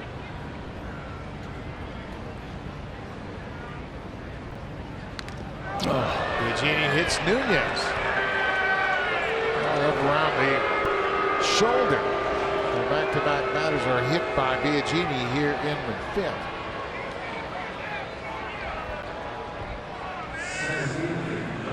That one looked like a fastball too. Nope, changeup. It rolls in, and Nunez can't pull his back. Back gets him right on the tricep.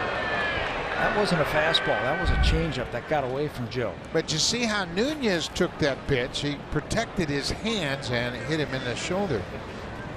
It's not going to have the same impact as when you expose your hands and wrist to that pitch.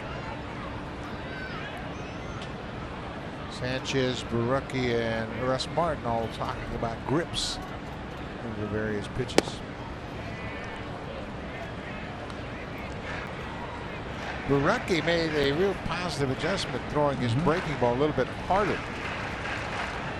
And you see he's talking about hiding the baseball and finishing it up out there.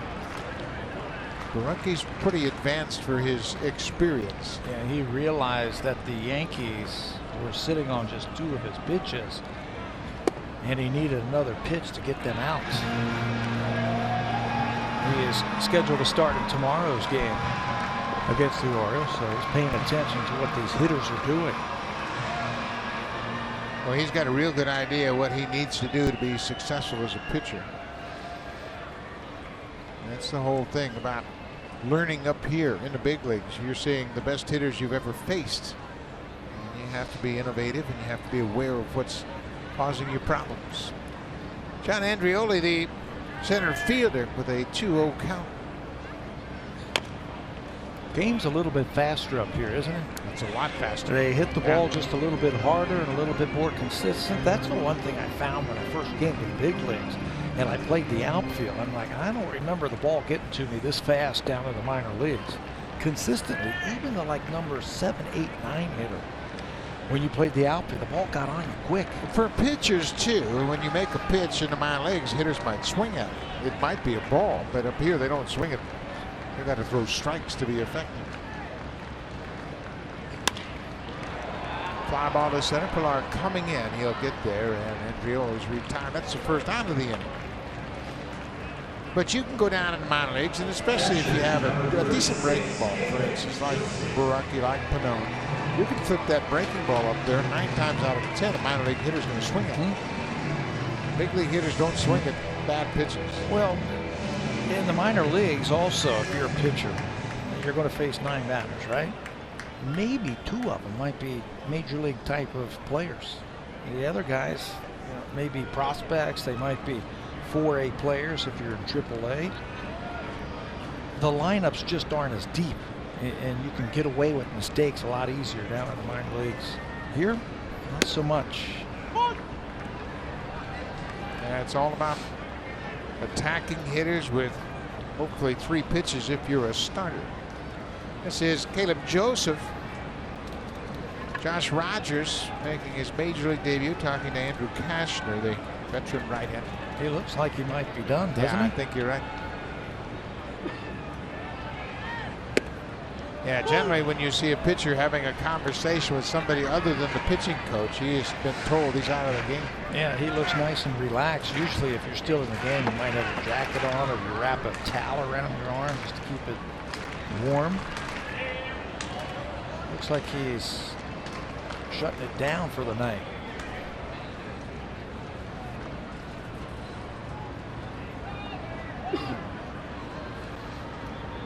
Oh, 2 to Joseph.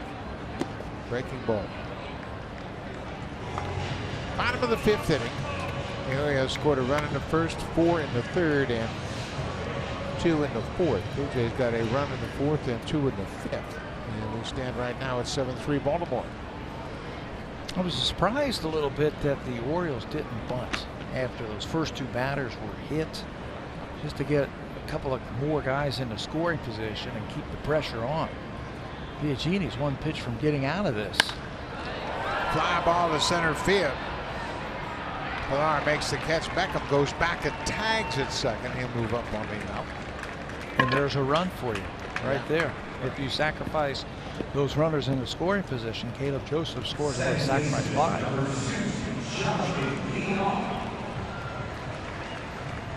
So that'll turn the lineup over one more time. Jonathan Villar will bat for a 4th time already tonight. And we're just in the 5th inning. He is 1 for 3. He has base hit, he scored a run, and he's stolen the base.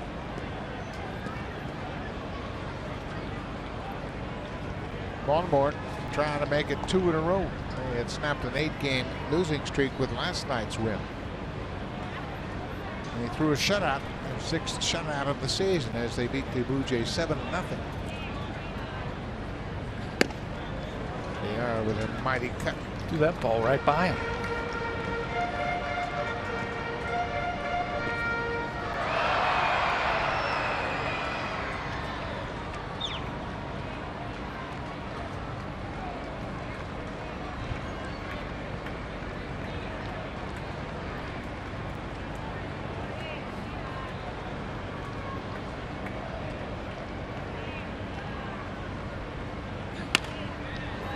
That ball by him too.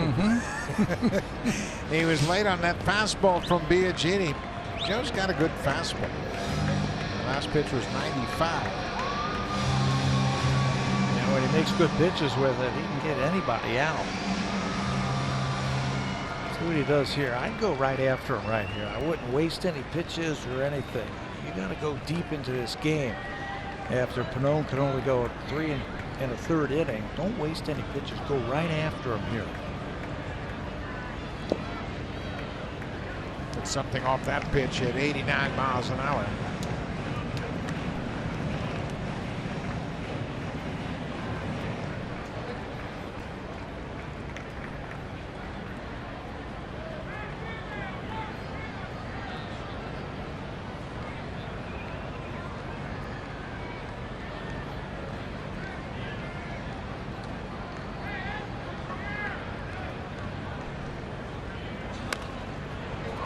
Straight back. Villar is now 27 years old, facing Joe Biagini here. Villar began his career with Houston. Spent 2.5 seasons in Milwaukee and was traded here to the Orioles in exchange for Jonathan Scope. He's an interesting guy. Switch hitter with some speed, something that the Orioles haven't had for years. Somebody who can manufacture runs all by themselves. And if you're not careful, he can pop one on you. Villar originally signed with the Philadelphia Phillies back in 2008 as an amateur free agent, and in July of 2010 he was traded along with Anthony Gose and a left-hander named Jay Happ to Houston for Roy Oswalt. So he's been moved a few times, but it's because he's a pretty interesting player. Yeah. Speed, a little power. As you mentioned, 62 stolen bases a couple of years ago. 2-2 pitch to Villar.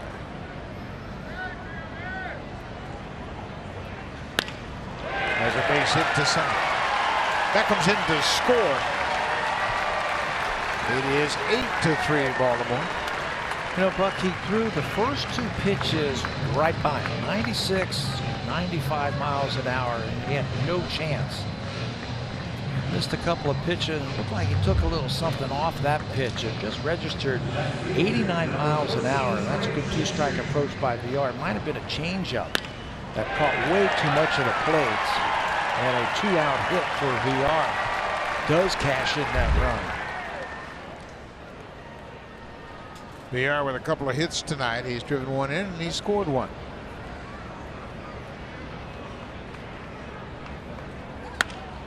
There's another base hit to right field. Nunez is being waved around. Here's the throw from Grichuk. He had a little trouble getting it out of his glove. Second base, and they got the runner at second. But the run counts. An RBI for Gentry.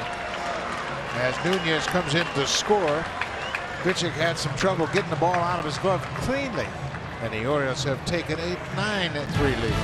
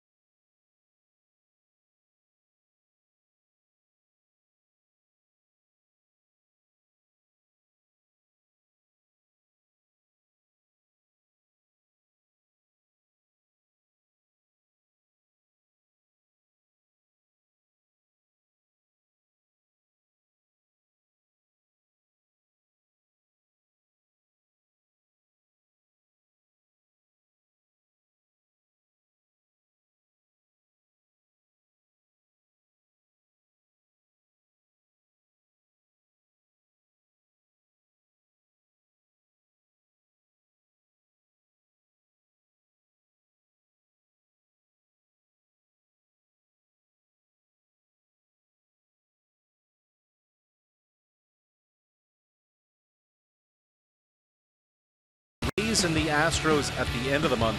BlueJays.com for tickets. Josh Donaldson, by the way, finally making an appearance after going on the DL with that calf injury today in Dunedin. He walked on a 9-pitch at-bat in his first plate appearance, then a line drive single to left, also made a play in the field. Buck, if the Blue Jays are thinking about putting him on waivers and moving him, they have to do that by tomorrow and show that Donaldson is in baseball shape. So there's a lot of intrigue down there in Dunedin based on how Donaldson does tonight. Yeah, there sure is a lot of people interested both in the organization and outside of the organization. Oscar Hernandez hits a little looper that's going to drop for a base hit. Hernandez with a leadoff single off the new pitcher for the Orioles. Ryan Meisinger comes in and takes over for the starter Josh Rogers. Rogers gets his 5 innings in the book. He is in line for the win in his first big league game. Yeah, Meisinger, his first taste of the big leagues this year, spent some time down in Bowie, and now with the Orioles, he's gotten into 7 games this year. Just 9 1/3 inning. He's got a good slider. His slider is his swing and miss pitch.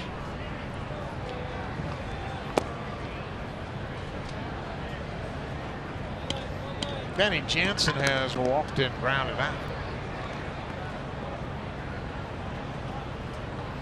The Blue Jays with 8 hits. The Orioles have 12 hits.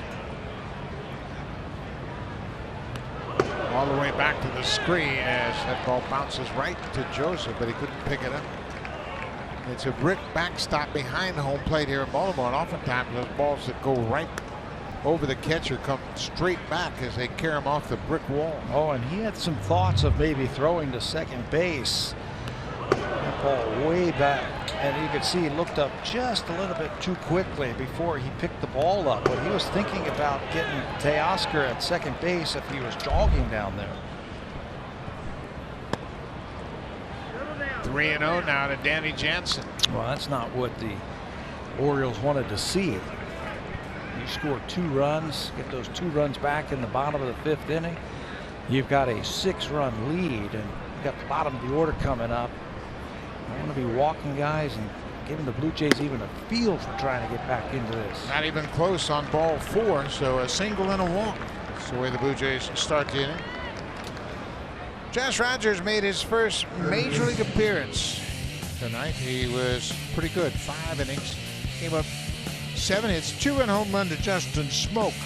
Part of the 3 runs he gave up. He walked 1 and struck out 2 in his first big league game. He's in line for the win. Yeah, he was exactly what we heard he was. He's a strike thrower, not afraid to challenge you with his fastball or his slider.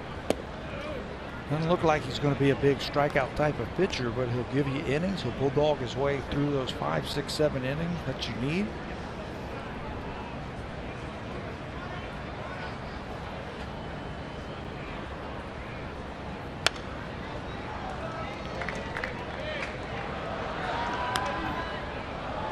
Leonidas Diaz is 0 for 2. He struck out his last time up. Meisinger on in relief of the starter Josh Rogers.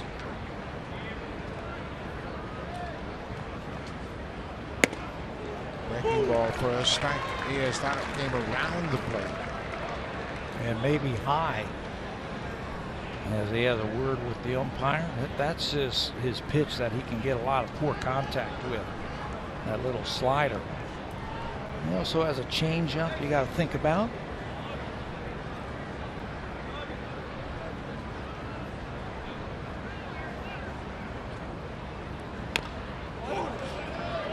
Tapped foul. That'd have been the slider again.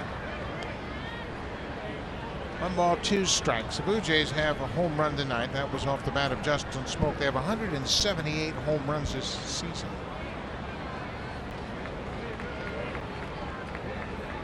The Blue Jays have 10 consecutive seasons with 175 or more home runs.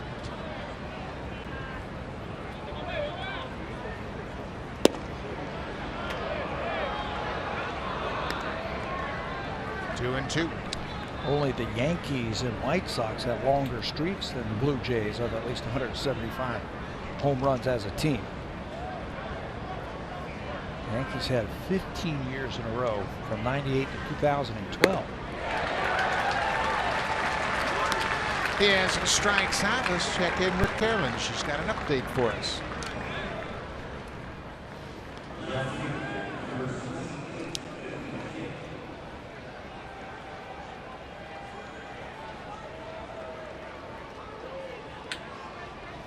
Yeah, the Red Sox a little bit of a downturn for the moment. The Yankees are playing at home against the White Sox, and they trail 2-0, top of the 6th. Chicago beat them last night.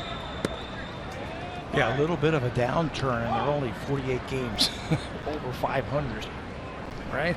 They haven't lost too many games, that's But for sure. you know what? The Yankees are still within striking distance because of this little downturn. 6.5 games behind the Red Sox.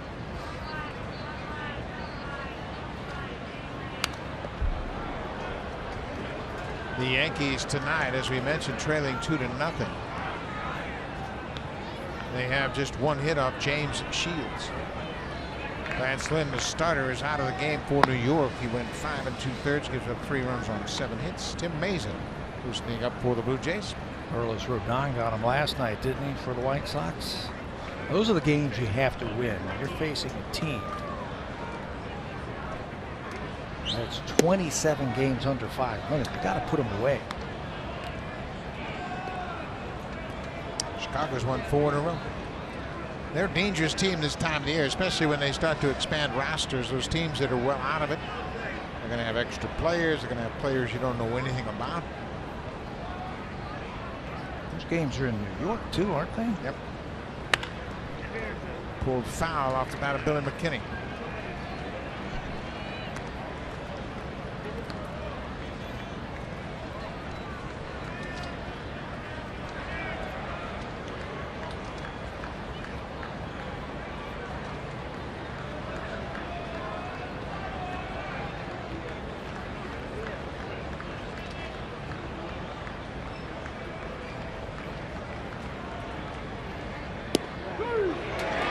strike three. That backdoor breaking ball gets McKinney. Back-to-back strikeouts for Meisinger. Beauty Tone is the official paint of the Toronto Blue Jays. Only available at Home Hardware. Here's how. That is the Inner Harbor here in Baltimore, Maryland. We're just a few blocks away at Oriole Park at Camden Yards. Curtis Gurriel goes after the first pitch.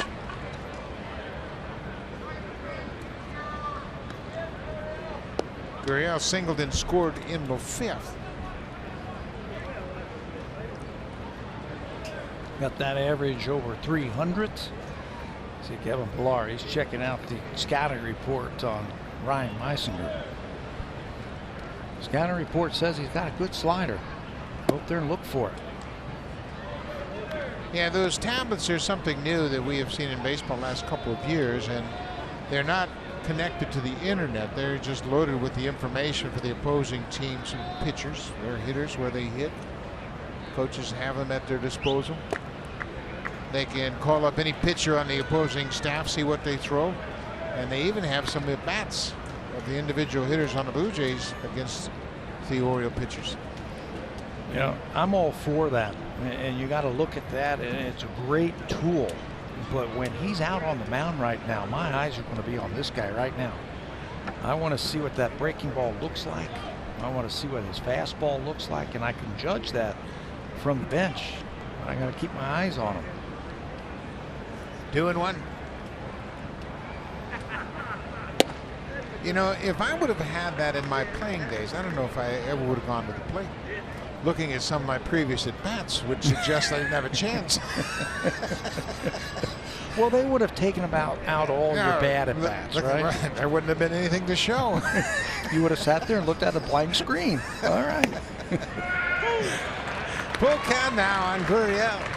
So the Blue Jays base runners, Hernandez at second and Jansen at first, will be moving on the pitch with 2 outs. He's showing a lot of confidence in that slider. And not afraid to throw it. 3-1. Might see it here. 3-2. There go the runners. There's the slider. Right on cue. Gurriel strikes out. That ends the inning. Meisinger strikes out 3 after a single and a walk.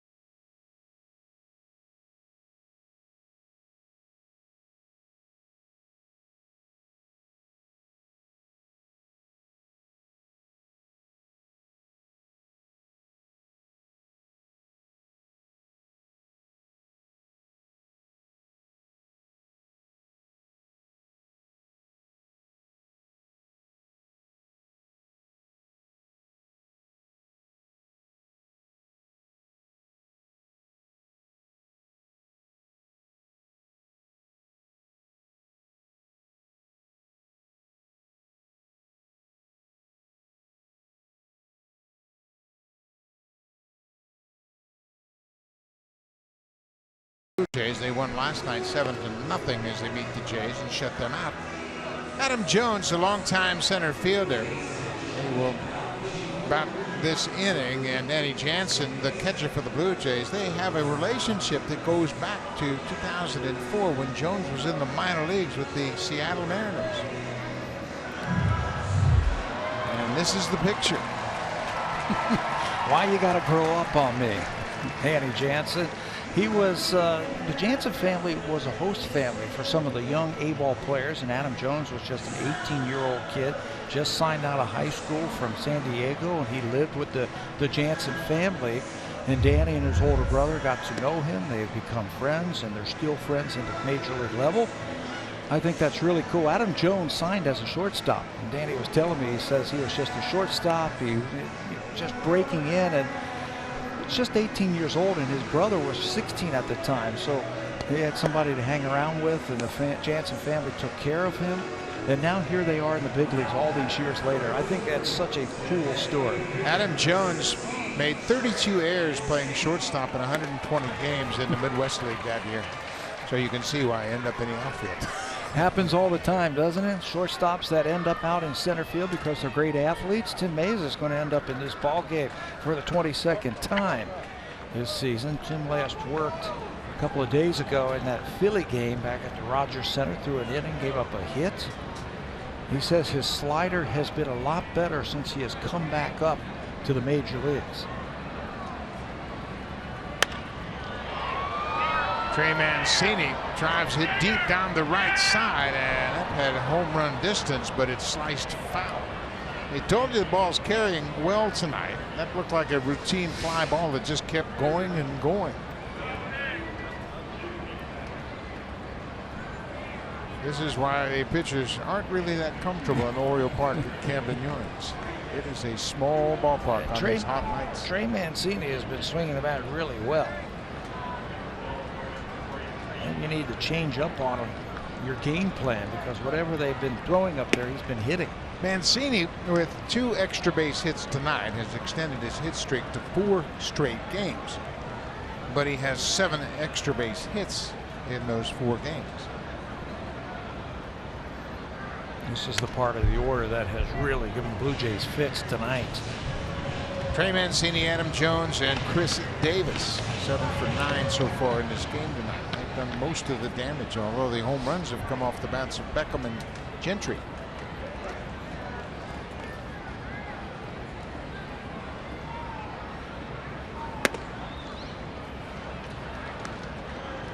This is a big moment for Tim Mayza in his career. He's been back and forth several times this season, but here the last part of the season he's got a chance to stay with the ball club and be the primary left-hander out of their bullpen, and he makes quick work of Mancini. 1 out. Let's check in with Arash Madani. Well, Buck, of all the Jones-Jansen stories shared the last week or so, this may be my favorite one. 8-year-old Danny pestering Jones for a bat all season that year, and finally at the end Adam gave him one back in 2004. Now the Jansens had a makeshift cage in their backyard, and Jansen's older brother Matt took the bat out to hit and broke it. Danny laughs about it now, but he said, "It took me a while to get over losing the first bat a pro baseball player gave me." Yeah, that's a cherished item for sure. Pro bat. We'll have to ask him if he's going to get one here in Baltimore. Maybe Jones, he'll give him one here. Yeah, now this is the kind of bat you really want. Yeah, big league bat. Adam Jones is 3 for 3.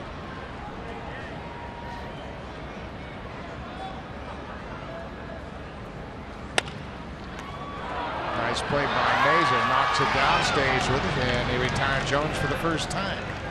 Now, you've talked about Tim Mayza. This is a big year for him. He's the only lefty in the pen right now for the Blue Jays, and he's got a chance now to show what he can do. He's got major league stuff in my mind. He's got enough fastball, and he's got a better breaking ball now. He just has to be a little bit more consistent and throw quality pitches, and he can pitch in the big leagues for as long as he wants to. Finding left-handers with strikeout stuff or this type of fastball to come out of your bullpen, there aren't too many of them.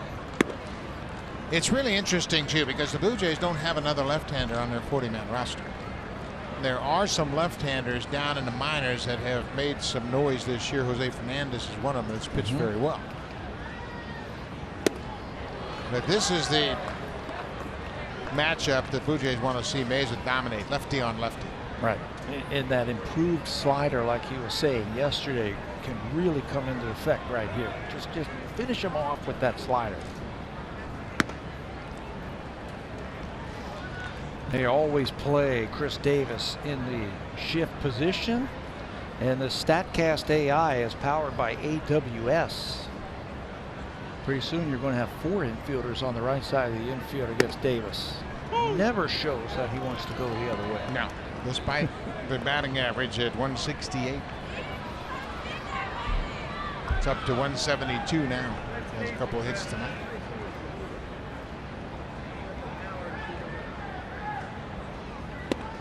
Well, there's a good slider. Nice inning for Tim Mason. He retires the meat of the order 1, 2, 3 with a couple of strikeouts. We'll go to the 7th.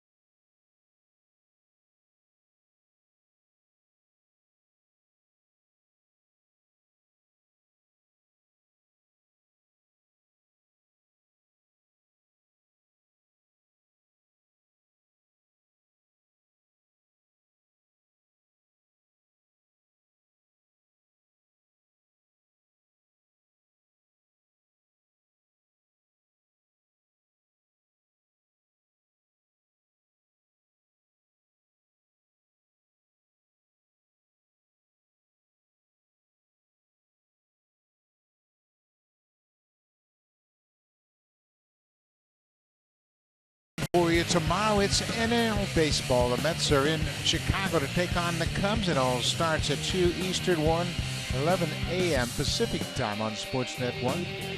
The Mets and the Cubs. How about Jason Cole Hamill, excuse me, what he has done for the Cubs. He's gone 4-0 since he's been traded to Chicago. And has really sparked that Cub team, as they have won 6 in a row and widened their lead over the Cardinals by 4.5. But they can't shake the Cardinals. We all thought it was going to be the Milwaukee Brewers. They're still just 5 games out. St. Louis have leapfrogged them. They're only 4.5 games out. Mike Wright into the ball game for the Baltimore Orioles after Ryan Messinger struck out the side last inning. There are the numbers for Mike Wright in 39 games. He hasn't had as much luck in his career against the Blue Jays. They've hit .342 against him in 5 starts, 10 games altogether, and he's 0-4 against the Blue Jays for his career. Devin Travis takes the first pitch strike. 9-3 Baltimore. Top of the 7th inning. It'll be Travis Smoke and Grichuk for the Blue Jays. Little nubber off the end of the bat. Right, a couple of steps toward first. Travis is retired. Drive of the game brought to you by the 2018 Honda Odyssey. With available Honda Vac, it always bats cleanup. For the 20th time this season, Justin Smoke is going to round the bases with a home run. This came his last time up with a runner on base, Gurriel at first base after a single. Justin Smoke with a 2-run home run. He now has a multiple hit game, 2 more RBIs. He's joined the 20 home run club this year with tonight's drive of the game. 3rd time in his career he's hit 20 or more home runs. Now he gets to flip over to his more productive side, the left-hand side. Feels like he's a better hitter right-handed for average, but he's got more power from the left side. This is out of play. For the season, he's hit 20 home runs. 5 as a right-handed hitter, the other 15 coming from this side of the plate. His batting average is about the same. 245 as a lefty, 250 as a righty. But time and time again, we'll see managers bring a lefty in to switch him around. There's not much difference, except for the power. His swing left-handed, it's a little bit different. Feels like he has a little bit more of an uppercut from the left side, and that helps him to get the ball in the air, and I think that's why you see more home runs. Right-handed, it's a little bit flatter swing. Foul back over the screen, and it bounces. And some fans going to have a nice souvenir.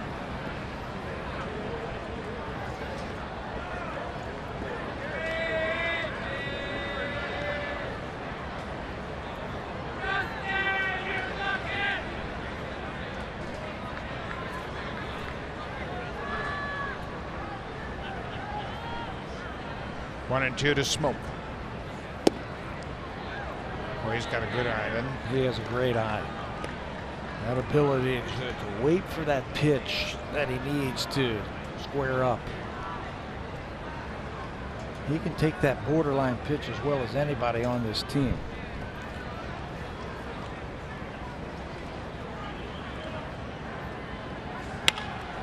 Hit hard. They are out in the outfield. He throws Smoke out. 2 away. Let's check in once again with Cameron.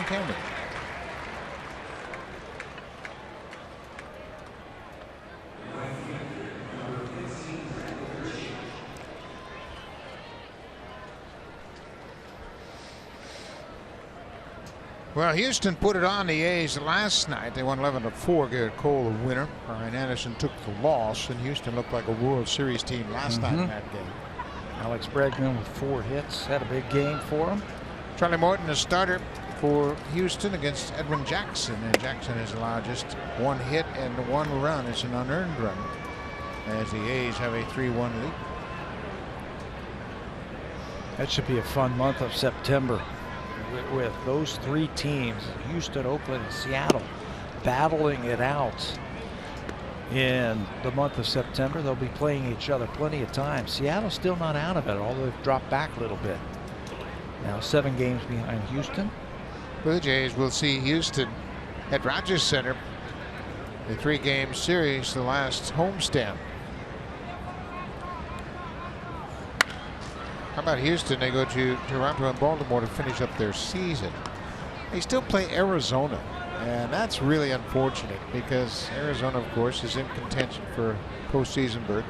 They will have Arizona at home for a 3-game series beginning September 14th. I don't know if you should be playing interleague games in September. In September, it's unfortunate for both teams. I mean, that's no gimme for Arizona, right? And you have to. I know you have to play. There has to be an interleague game every day. But Houston has a trip to Boston and Detroit. They go back to Boston, start a 3-game series on the 7th of September. There's a fly ball deep to right. Get up, ball. Get out of here. This ball is going to go. Home run for Randall Grichuk. The second home run for the Blue Jays tonight for Grichuk. That's his 19th of the season. You know, we've been talking all day long about how the ball is carrying tonight, and it shows you the type of power that Randall Grichuk possesses. He doesn't have to pull the ball to knock it out of the ballpark. He can go oppo if he wants to. And that was a no doubt about it home run for Grichuk the other way.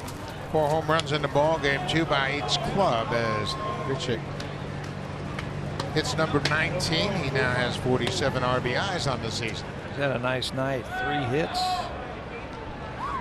with that home run.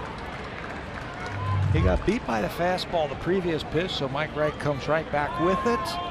This time he stays inside that ball. That is a long way to right field. Fouls it back to the screen. Randall Grichuk now 1 home run shy of 20 for the season.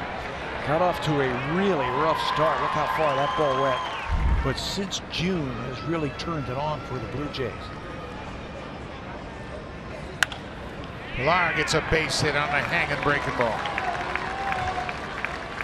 Kevin's second hit of the night. Well, there's a mistake. An 0-2 hanging breaking ball.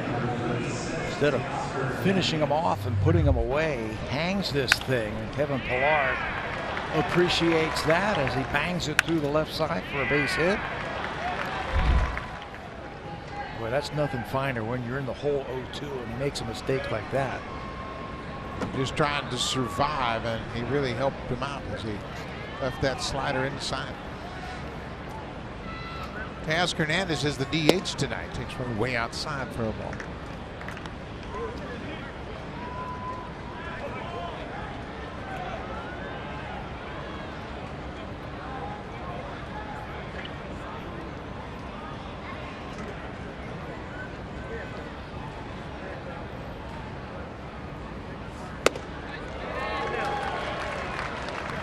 Ball on the strike. Ryan Tepera appears as though he's coming into this ball game. Good inning by Tim Mesa. He got Mancini, Jones, and Chris Davis in order and struck out Mancini and Davis.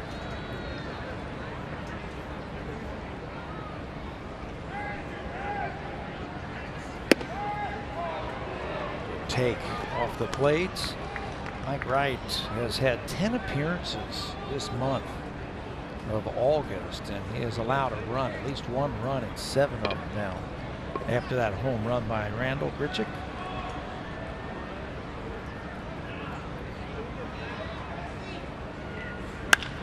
There's a base hit up the middle.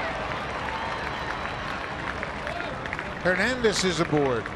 His second hit of the night. That slider is not doing anything. It's not breaking. It's just staying over the middle of the plate. And I think that's the message that Roger McDowell, the pitching coach, is going to have for his pitcher. He got 2 quick outs, then gave up the home run to Grichuk. A 0-2 base hit by Pilar, and there's another flat slider. Hit right back through the middle for Teoscar, who now has a multi-hit game. Mike Wright has started in the past, but his best position might be out of the bullpen. Yeah, I think he has the arsenal suited to pitch relief. Roger McDowell, the pitching coach, talking to both the catcher, Caleb Joseph, and the pitcher, Mike Wright Jr. You know, you mentioned Randall Grichuk and what he has done since the 1st of June. It's been impressive. That home run now gives him 17 home runs since the 1st of June. And an average over 260. He's been really swinging the bat well of late. Over his last 8 games, he has 3 doubles, 3 home runs.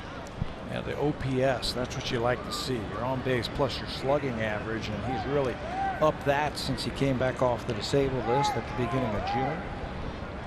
Danny Johnson, the catcher. And to get kind of interesting if Jansen can do something here. He's batting with 2 outs. He has walked twice. He's officially 0 for 1.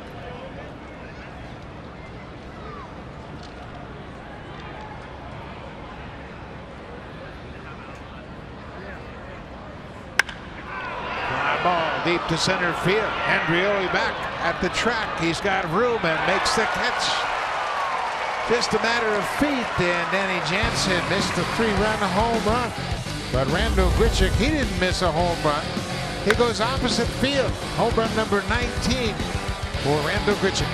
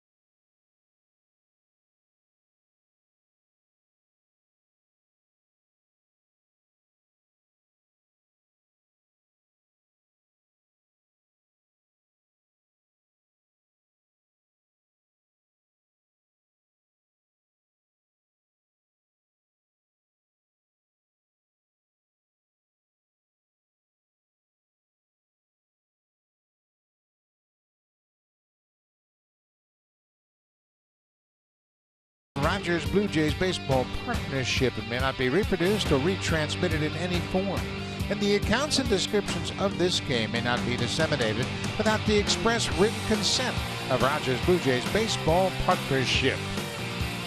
Well, the Orioles trying to make it 2 in a row here in Baltimore. They shut out the Blue Jays last night 7-0, and that gentleman made a kid very happy as he handed him a souvenir baseball.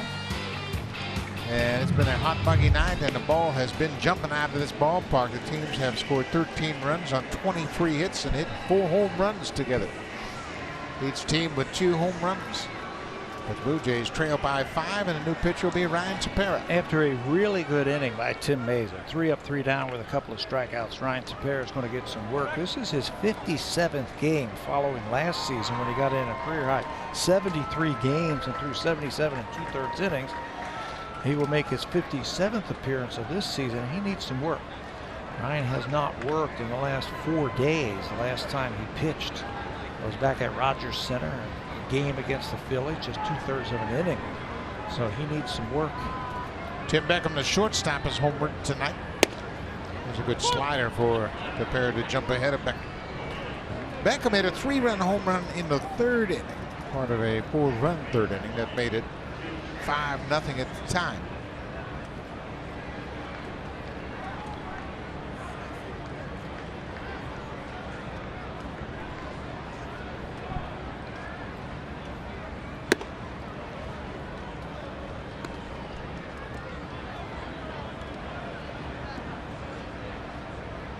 Ryan Tepera, the 3rd reliever to work here tonight. Thomas Pannone started. He lasted just 3 in the 3rd, give up 7 runs on 9 hits. You know, when you're looking for relief pitching, I think you look for a couple of numbers. If you just want to do it by numbers, how many innings can he throw? And what's his hits per innings pitched? Tepera this year, he has fewer hits than innings pitched. I think you also want to see if you've got a power arm and how many strikeouts per innings pitched. And he's averaged about 1 strikeout per inning. 5 balls to right. Grichuk makes the catch as Beckham is retired. And do you have the command? And Tepera has the command. He's got 18 walks all season long and 55 and 2/3 innings coming into this game. So he has really turned into a good reliever for Pete Walker's team. Yeah. Remember, he was a starter in the minor leagues. And he's come to the big leagues, and he's really found a home in the bullpen. Yeah, he sure has. And he has refined his pitches to the point where he can be an effective pitcher. The only area of concern for me about Ryan Tepera is bringing him in with runners on base. I think he's better if you can start him with a clean inning. He has allowed 50% of the inherited runners to come in to score. He's just not that kind of guy that can come in and get you out of a tough situation. But boy, you give him a clean inning, he can make quick work of the lineup. Just wipe you out right away. Cutter, fastball, a little two-seamer that can sink just a little bit. I think that goes back to his days when he wasn't starting. That he has all those pitches, but as a reliever, when you're throwing 1 inning, it's, hey boys, I'm going to air it out for this 1 inning, and I'm going to finish you off with, you know, good cutter, good two-seamer.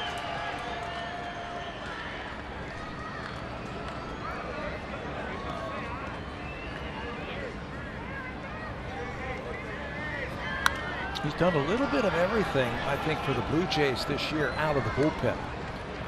He's won 5 games for him. He's saved 7 other games for him. John Gibbons likes going to him late in the ball game. He's also had 14 holds for the Blue Jays this year. So you can pitch him in either the 7th, the 8th, or the 9th inning, and I think he's going to do a good job for you.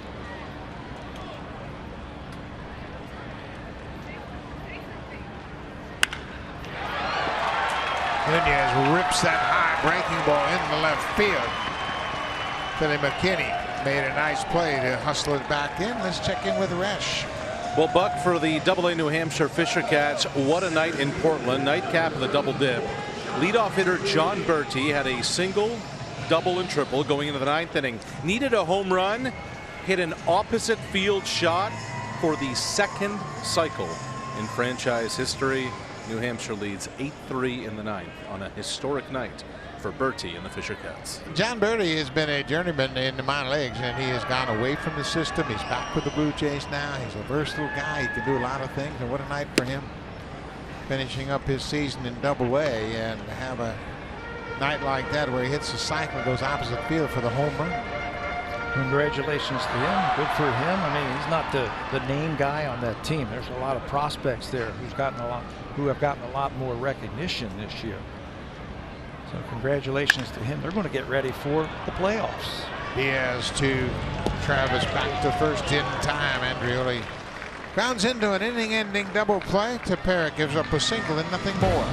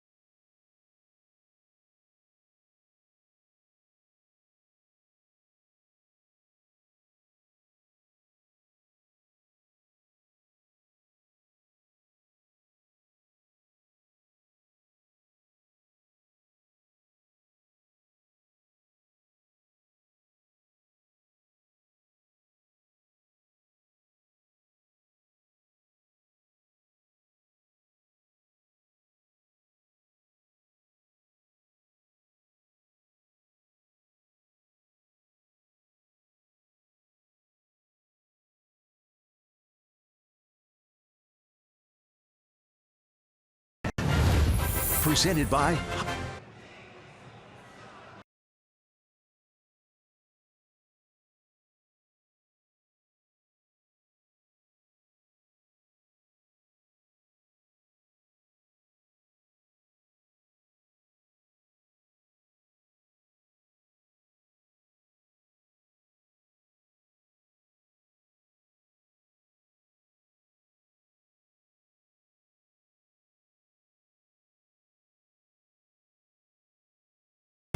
Presented by Honda at the Model Clearout event. The real victory lap is the drive home. We're in Baltimore, Oriole Park at Camden Yards, and these two kids, as they say, hey, nobody's sitting down here. Come on, let's go. We'll sit in the Bob Uecker seats. We are in the front row now. So you got your front row seats, you got your ice cream, Yeah. you got your glove there. Did I say? Yeah, he's got his glove. Yeah. Now he needs a baseball. This is what I've been looking for all night long. Front row seats. I used to do that when I was a kid. I'd sit way up in the nosebleed seat, and then by the 8th inning, I'd make my way down and real close to the action, so I could watch some of my favorite players. That's cool. Won't be long, those kids will be back in school. They won't be able to stay up that late, watch these games. Edmus Diaz pops this one up back behind home plate. Caleb Joseph will watch it sail over the screen. Yeah, I knew we'd finally get a good seat. You know, Dad got us those seats in the upper deck, but now we found our good seats. Oh, look over there. We're on TV. That's great. The other guy said, hey, man, chill out. Somebody might notice us down here.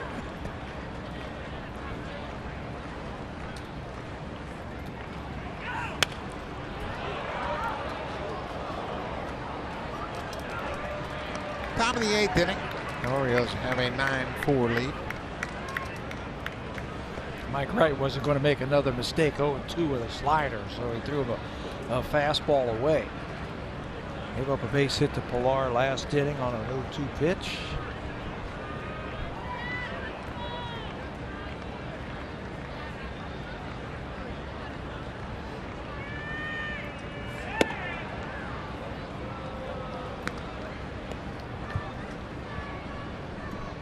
Wright came in last inning and got 2 quick outs, and then he gave up a home run to Grichuk to the opposite field. Back-to-back singles to Pilar and Hernandez, and then Danny Jansen hit a deep fly ball to center field for the 3rd out of the inning. Diaz strikes out.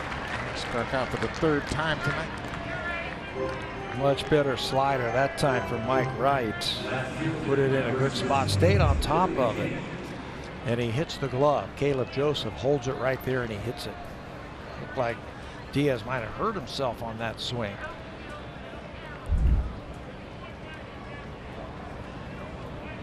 A hot, muggy night. Those batting gloves will get slippery, and sometimes you lose the grip on your bat. Here's Billy McKinney.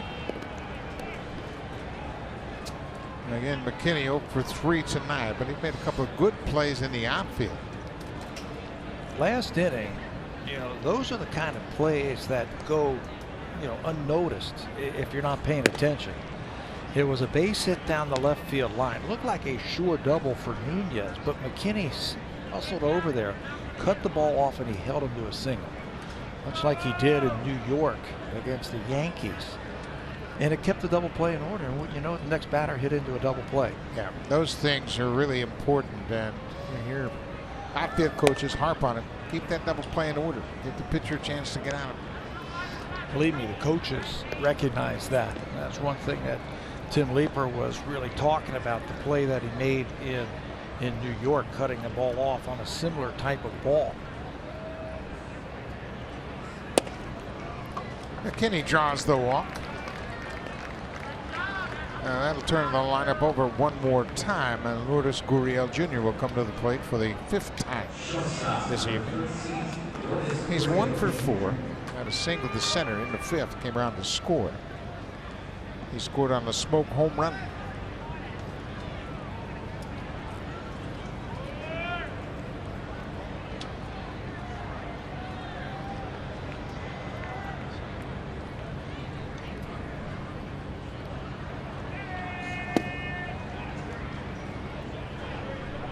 Gurriel, since he's come off the DL this most recent time, I think he's a little bit jumpy. He's jumpier than we saw him. Obviously, he was swinging the bat great when he got hurt this last time. But I think he's got a little bit too much body into it, and he's just a little anxious, I think. With each game during that 11-game multi-hit streak that he was on, with each game you could see that he was getting more confident. The game was slowing down for him. He was feeling really good about himself. And we were talking earlier tonight that he needs to play every inning of every game as much as he can the rest of the way to make up for that lost time. But I agree with you. He doesn't have that type of confidence that he was showing right before he got hurt. How about that? He hit a line drive right into the glove of Chris Davis, who stepped on the bag to double up Billy McKinney. Nothing you can do about that. We'll go to the bottom of the 8th. Now time for a Blue Jays Central update. Here's Carolyn Cameron and Kevin Barker in the Samsung broadcast studio.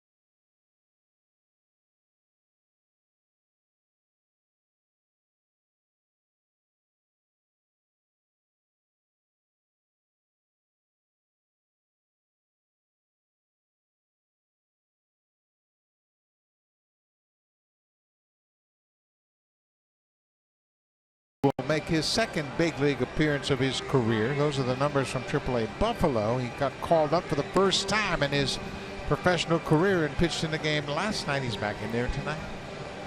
Did a good job in the game yesterday for the Blue Jays. An inning and a 3rd, nothing across. Retired all 4 batters that he faced. A lot of weak contact. And getting into the game last night, just another of a long line of pitchers that the Blue Jays have had to use this season. They've had a lot of players come in and make their major league debut, and how about the amount of pitchers? They're 2 off their all-time record. Last year they used 33. In 2012 they used 34 pitchers, and you can bet that there's going to be some pitchers that come up in September going to make their season debut, so that number is going to jump even higher than 32. Sam Gaviglio and Ryan Baracchi, two of those 32 pitchers that have pitched for the Blue Jays this year. Murphy Smith, what a story. He became the oldest Blue Jay to make his major league debut last night when he pitched.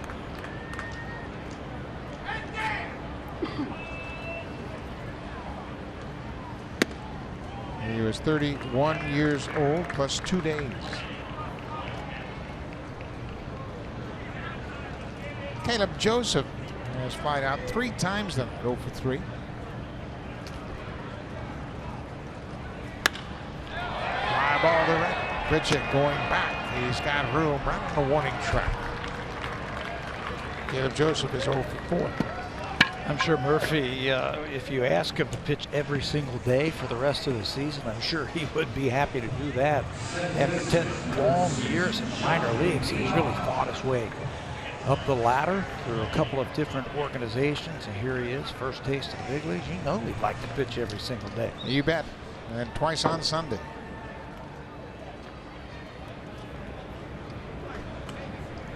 Jonathan VR. He's 2 for 4. Bouncing ball, Gurriel from the hole. High throw over smoke. The air nails everything. Ball goes out of play, and VR will be awarded second base on the air. It could be a hit and an air charge to the shortstop. That's going to be a tough play. Yeah, the way VR can run. Gurriel just not experienced enough at shortstop to make this play. Throwing on the run, no chance as it's out of play. And VR will be awarded second base. It is an infield hit and an air charge to Gurriel, his 7th air of the season. So VR has a 3-hit game.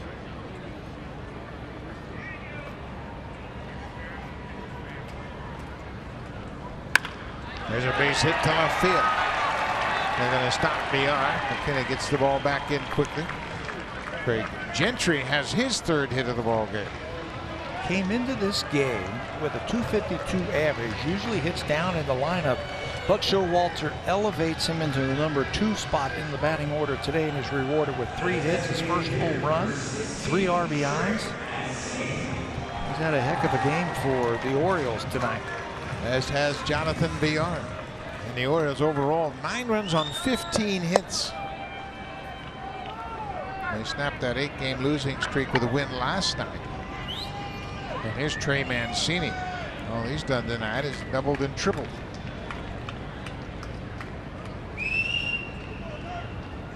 One out.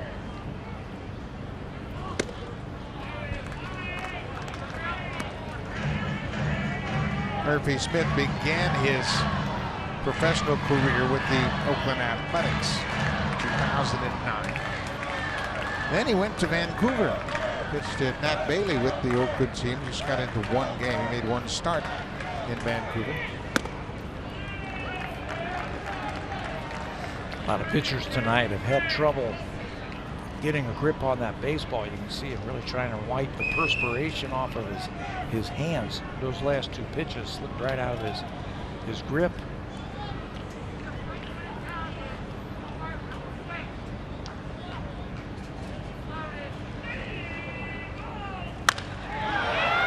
Ball to center.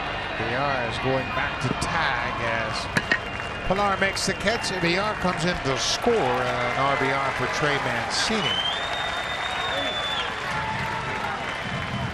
Mancini's had a productive series so far. Another RBI for the number 3 hitter tonight. Been on base a couple of times, double, triple, and now sacrifice fly, scores the run.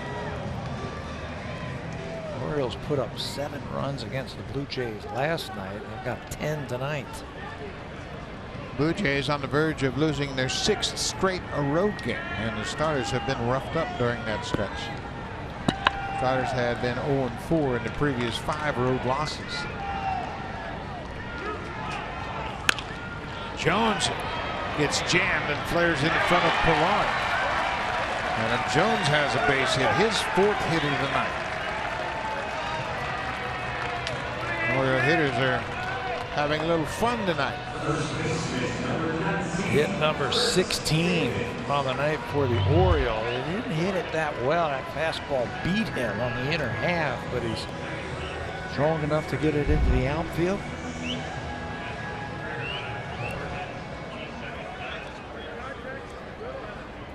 First time Jones has had 4 hits this season. That ties his career high.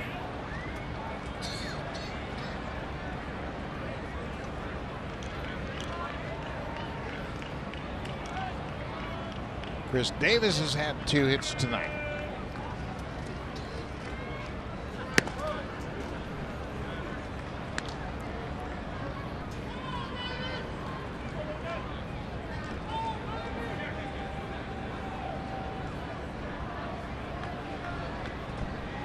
Orioles have 16 hits tonight. Their season high is 19. They put up 19 hits against Tampa Bay back in May.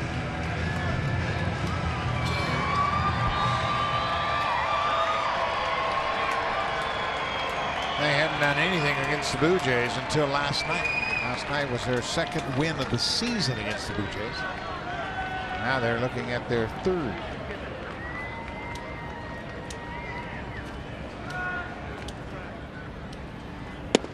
Trying to get a little payback to the Blue Jays after what the Blue Jays did to him last week at Rogers Center.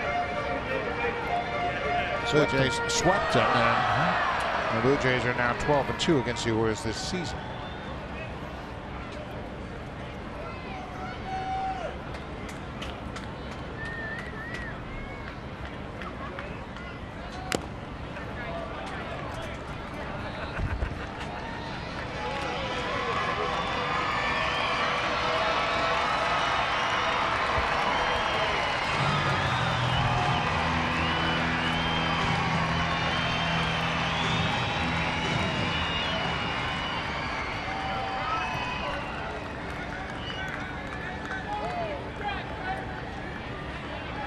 Chris Davis has had 1 3-hit game this season. Just a couple of days ago against the Yankees, he went 3 for 5 with a home run. It has been a struggle for him this year. Yes, it has. He's got that average up to 171. Murphy Smith still having trouble with his grip on that baseball because of the perspiration. It's a high pop-up down the left field line. Diaz giving chase in foul ground. It pops out of his glove, and it's a foul ball. And Diaz might have gotten stepped on. Colliding with Billy McKinney.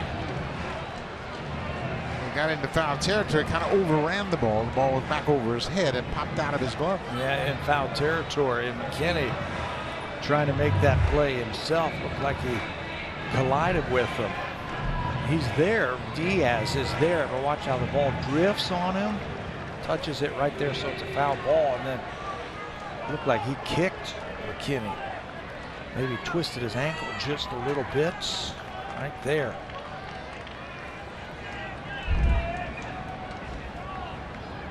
Davis has another chance and fouls it back to the screen. 2-2.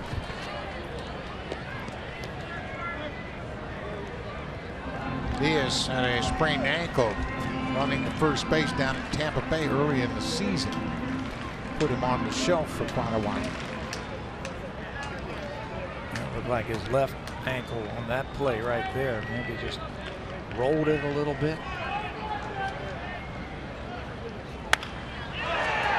Base hit.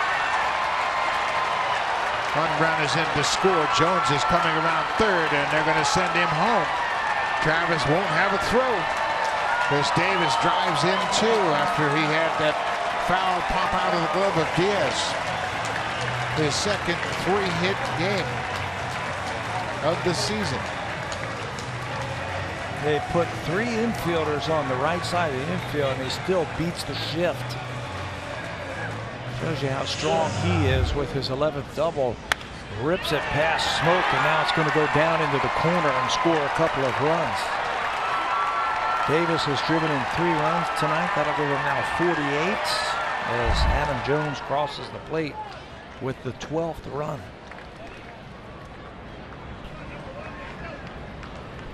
Tim Beckham.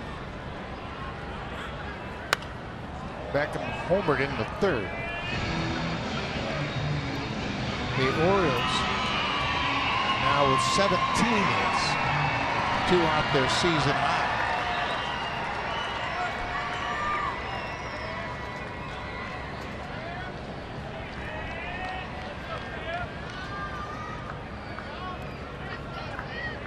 They also had 17 hits against the Red Sox. This pop-up into shallow right. Grichuk's going to get there, and he makes the catch to end the inning. But the Orioles score 3 more runs and I'm out of the 8th. They go to the 9th. It's all Baltimore. They lead it 12-4.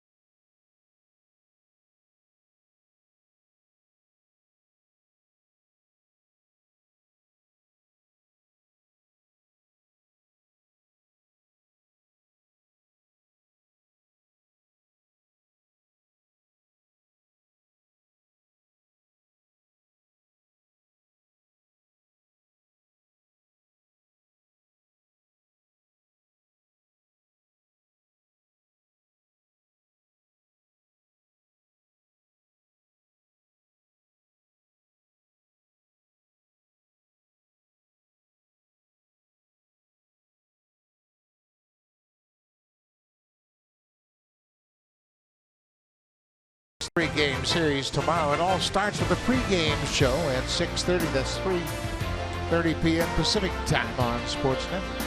Brian Barucki goes up against the right-hander Alex Cobb in the series finale. And the way things look right now, he'll be pitching for the salvage of the final game of this 3-game series. Tanner Scott, the left-hander, in.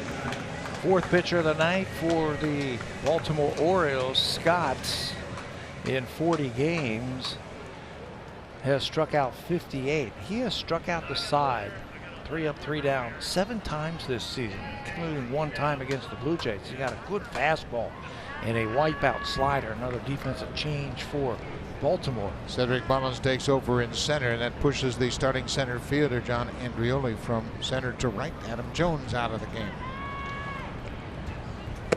Look out. Well, bat came out of the hand of Travis, and fortunately for the fans, that screen extends above the dugout. That was headed right into the seats.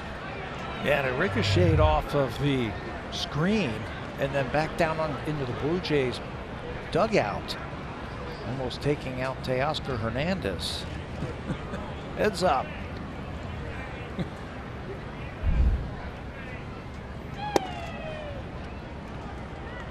Ball and a strike to Devin Travis. Travis is 1 for 4. It'll be Smoke and then Randall Grichuk.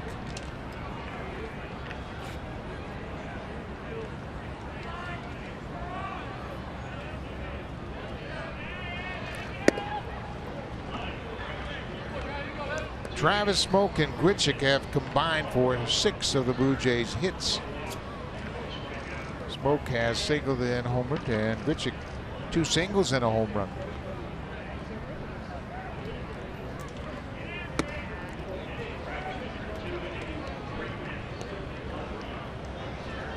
Tanner Scott has a big arm. He'll throw 97, 98 with the fastball, but command is something he's still searching for. Yeah, it's coming. It's coming for him. He's a strikeout pitcher with an outstanding slider. And that one, 99 miles an hour. He's been known to touch triple digits. Pretty impressive stuff. They've got 3 lefties in their bullpen, the Baltimore Orioles. They always seem to have 3 lefties for Buck Showalter to get the matchups that he wants. They got rid of Zach Britton in that trade, but they still have another lefty who throws hard, and that's Scott. A leadoff walk to Devin Travis. Now for a preview of what's coming up next on Sportsnet Central. Here's Ivanka and Brendan.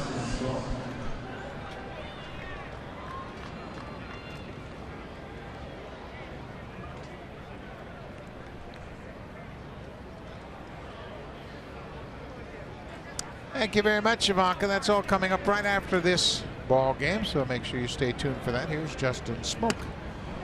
He takes the first pitch up and away.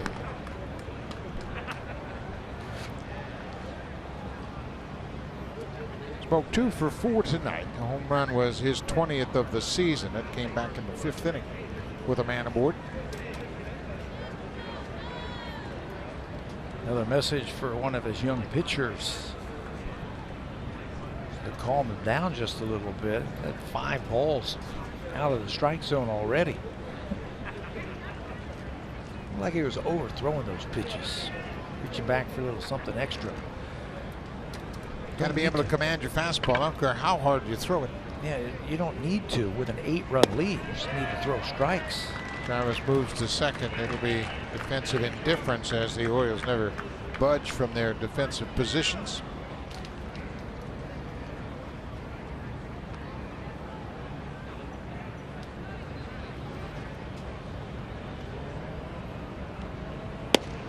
Another slider. This one down and in. 2-1. The Orioles were always the benchmark for developing pitchers. You go back into the 60s and 70s, they were absolutely the best at developing pitchers and bringing them to the big leagues. Smoke gets jammed and he grounds out weakly to the first baseman. You know what they always had? They always had 4 really good starters that they could run out there and give you innings. And back then, when you were talking, the Oriole way and the Oriole tree that branched out into other organizations and grew in other organizations, you know, really came up with some great teams. There's the Hall of Famer Jim Palmer, who does the TV color work here for the Orioles, and he was part of that in the mid-60s. He came up as a young pitcher and pitched in the '66 World Series, and the Dodgers were the favorite team. The Dodgers never scored after the 3rd inning of Game 1. Great pitching will carry you a long way. When I talk about the Oriole tree, John Sherholtz started here, and he went to Kansas City, the general manager, and he always had 4 really good starters. And of course, from there, he went to Atlanta, and we all know the success that the Atlanta Braves have had. It started with Harry Dalton, who was the GM, and he went from Baltimore to Milwaukee. Lou Gorman took John Sherholtz to Kansas City. He became the GM and president of the Red Sox.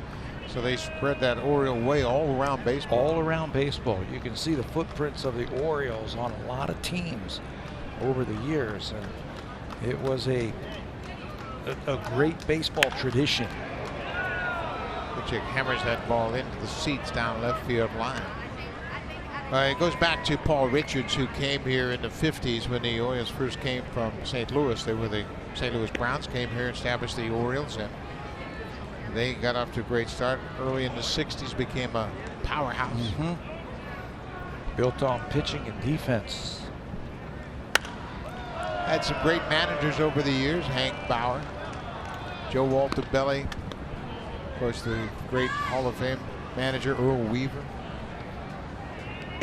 You know, then there was a downtime in the late 80s, and then Pat Gillick came here and built another winner. They just couldn't get past the ALCS a couple of times, but they had some great teams here in the mid to late 90s. Of course, Cal Ripken was a part of that. They Had a great team in '83, won the World Series in '83, beat the Phillies. Randall Grichuk. He's on this lefty pretty good right now. Grichuk has had 3 hits tonight, 2 singles and a home run.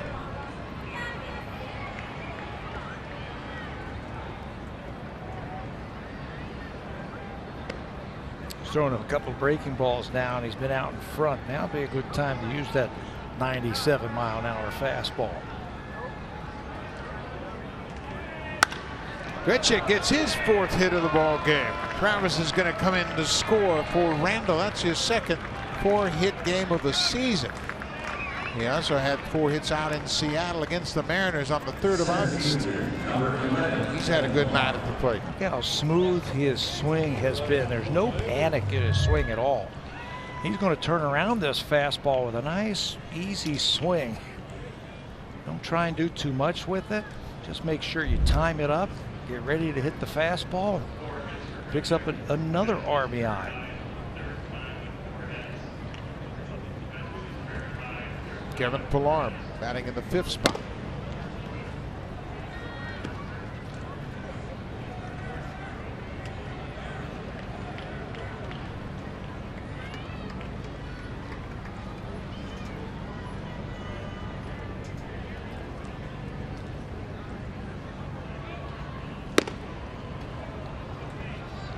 Two and 0. What a day for the hitters tonight. 17 runs on 29 hits. There have been 4 home runs hit in this game, and the pitchers have pitched from behind all night long.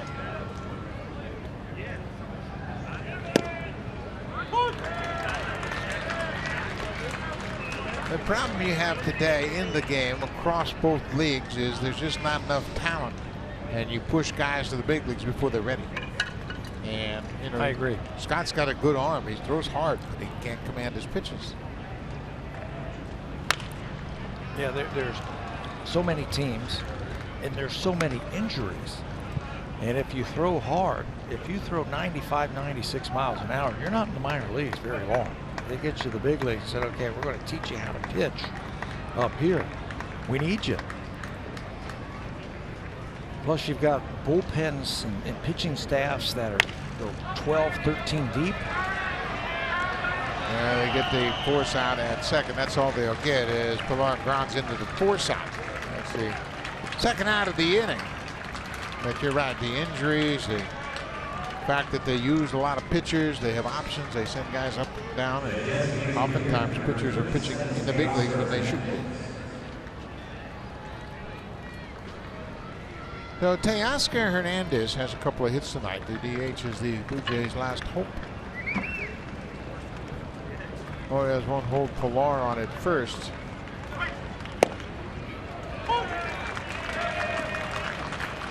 Josh Rogers, the starter for the Orioles in his first major league game, in line for the win.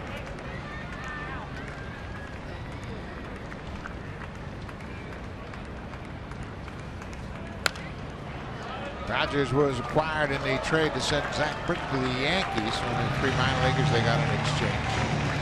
A 24-year-old lefty. Chance to pick up his first big league win. He picked up a couple of arms, 3 arms from the Yankees for Zach Britton. Hernandez strikes out, and that's the ball game. The Blue Jays lose 2 in a row to the Orioles here in Baltimore. The offensive players had the night tonight. Orioles and the Blue Jays hitters did a number on the pitchers. And it's going to pay dividends right away, that trade. Zach Britton, as Josh Rogers gets his first major league win. He can walk on the field, shake hands with his teammates, and then walk off a winner. I'm sure he'll get that game